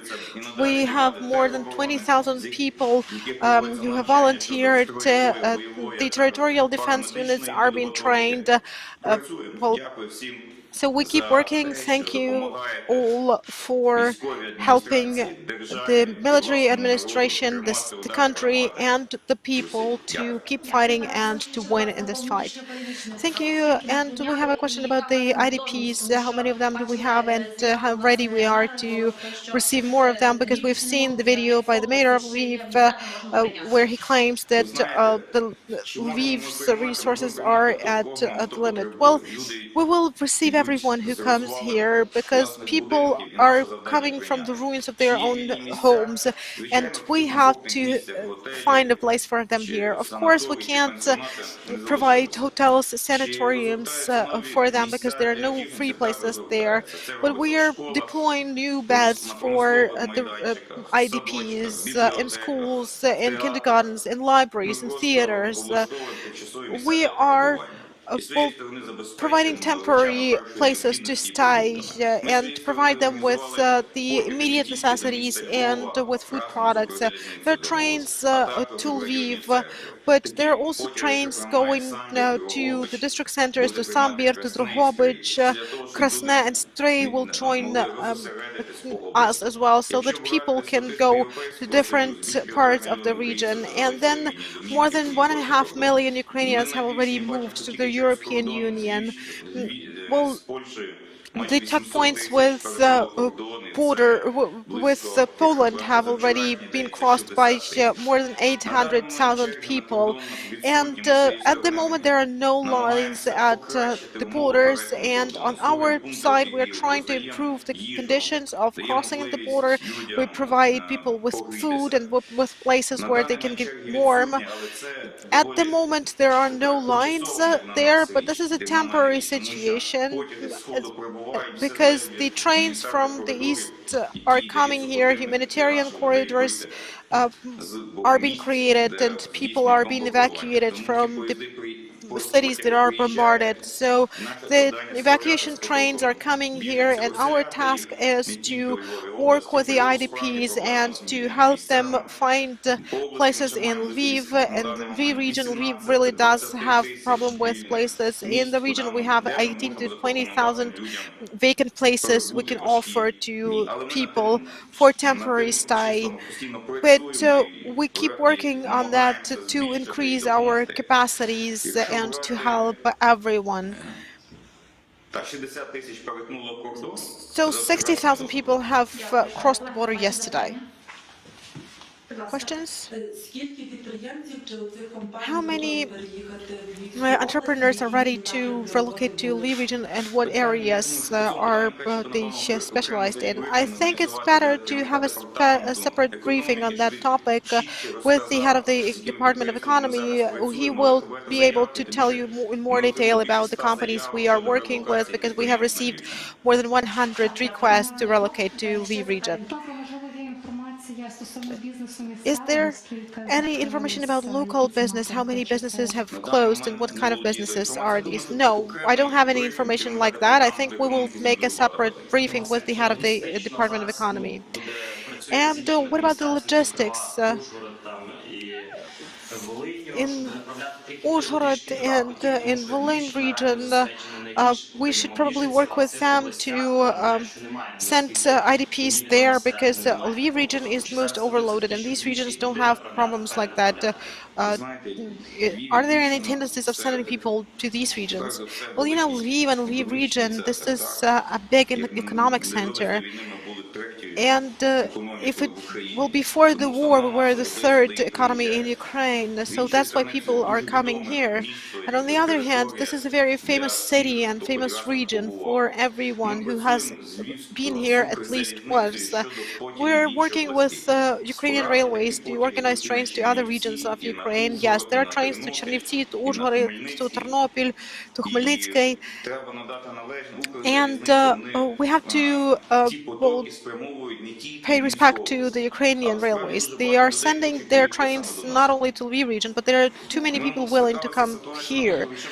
We had a situation that we asked people to go to Sambyr, for example, and then half of them want to still go back to Lviv. So we are trying to explain to them and trying to persuade them that sometimes it's much better to stay in the district.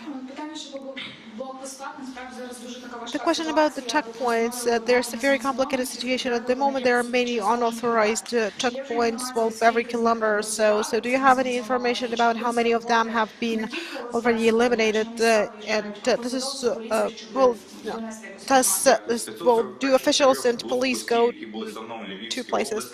Well, out of we have to end up with 100 checkpoints in Lviv region. Many of them will work as surveillance points, and we keep working with the population. This is the job of the district administration, and we will organize the joint policing in the areas of these checkpoints together with the law enforcement bodies, the territorial defense, and so on. So in 2 days, we will have 5 times fewer checkpoints than we have today. And what is the situation in the military hospital? How many soldiers have been brought there? Yesterday, more than 120 Ukrainian militaries have come here. And how many of them went abroad? Well, I would like to talk more about the losses of the enemy because their losses are much higher. Are there any needs in the military hospital? Do they need any blood or something?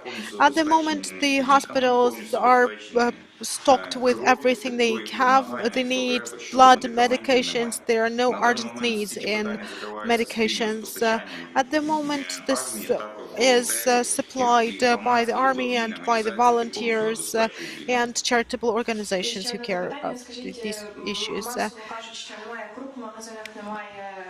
Well, people say that there are some categories of food products are missing from the shops. The shelves are empty. Why are they not available at the moment?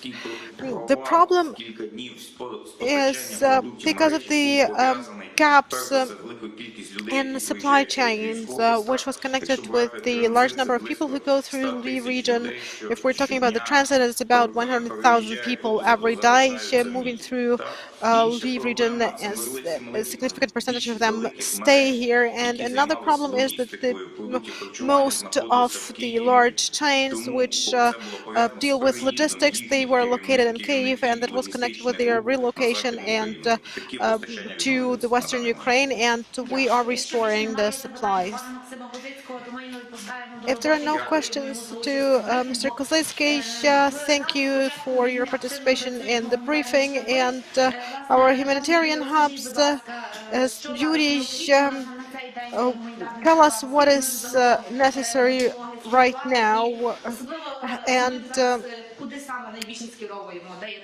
where are we sending the most important things. Thank you, Glory to Ukraine. I would like to remind you how the humanitarian hubs are dealing in the region and tell you about what is most necessary. Well, there are 7 humanitarian hubs in the region working in 6 regional centers under the auspices of the Lviv region, and I would like to remind you and thank our public organizations and activists, in particular religious organizations and associations who are very active in helping us providing this humanitarian assistance. And it is together with them that we managed to send more than 1,000 tons of assistance to Ukrainians in Kyiv, Zaporizhia, Kharkiv, Melitopol, Mariupol, Berdychiv, and so these are hundreds of thousands of tons to these places using the trucks or the trains, and logistics of sending the humanitarian assistance in Ukraine is done with the help of Ukrainian railways. We managed to send food products first of all, and I would like to tell you about the main areas which are most important. So of course this is about the request that we got. This is about the bulletproof vests and helmets.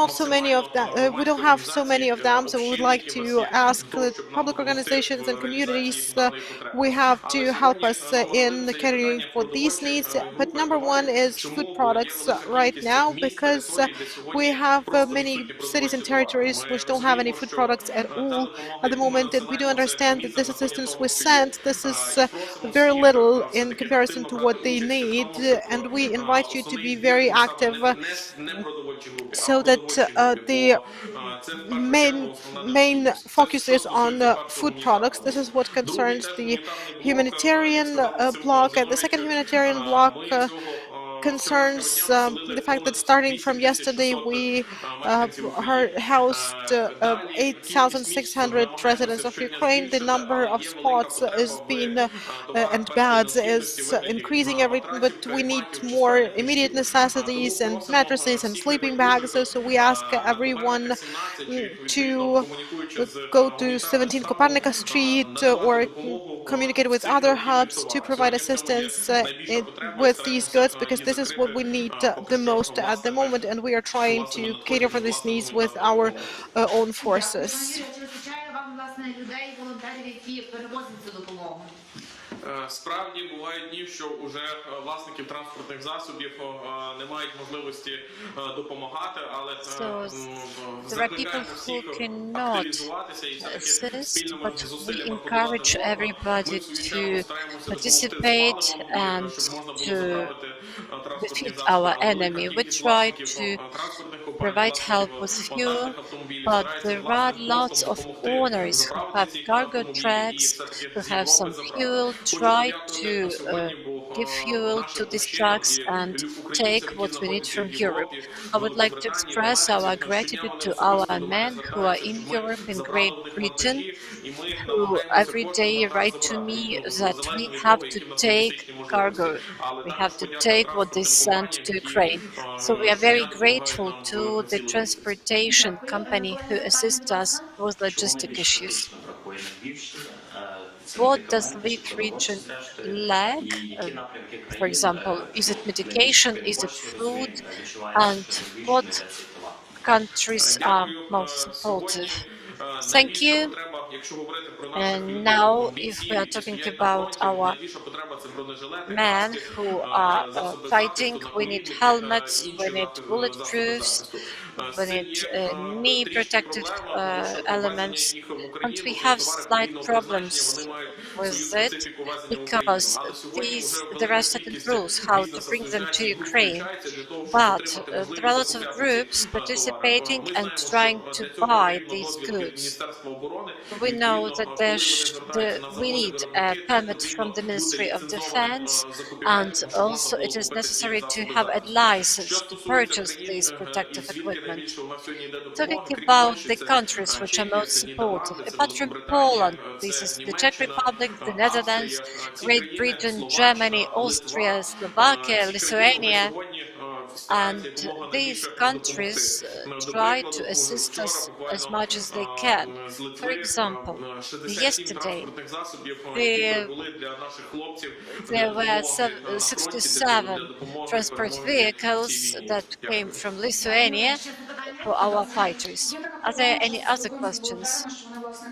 We often talk to volunteers, and they say that they have this permit from the Ministry of Education, but in a couple of days it becomes invalid, so the documents are changed very often, and there are some difficulties. Is it possible to communicate with the representatives of the military administration and the border guards to arrange the process? Because there are goods, there are things that come to Ukraine, but it's difficult to bring them through the border.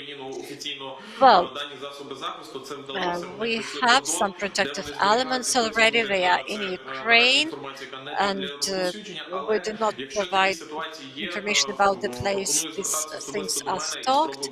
In case you have this information, please address me, and I'll try to really communicate it, because this is something we urgently need.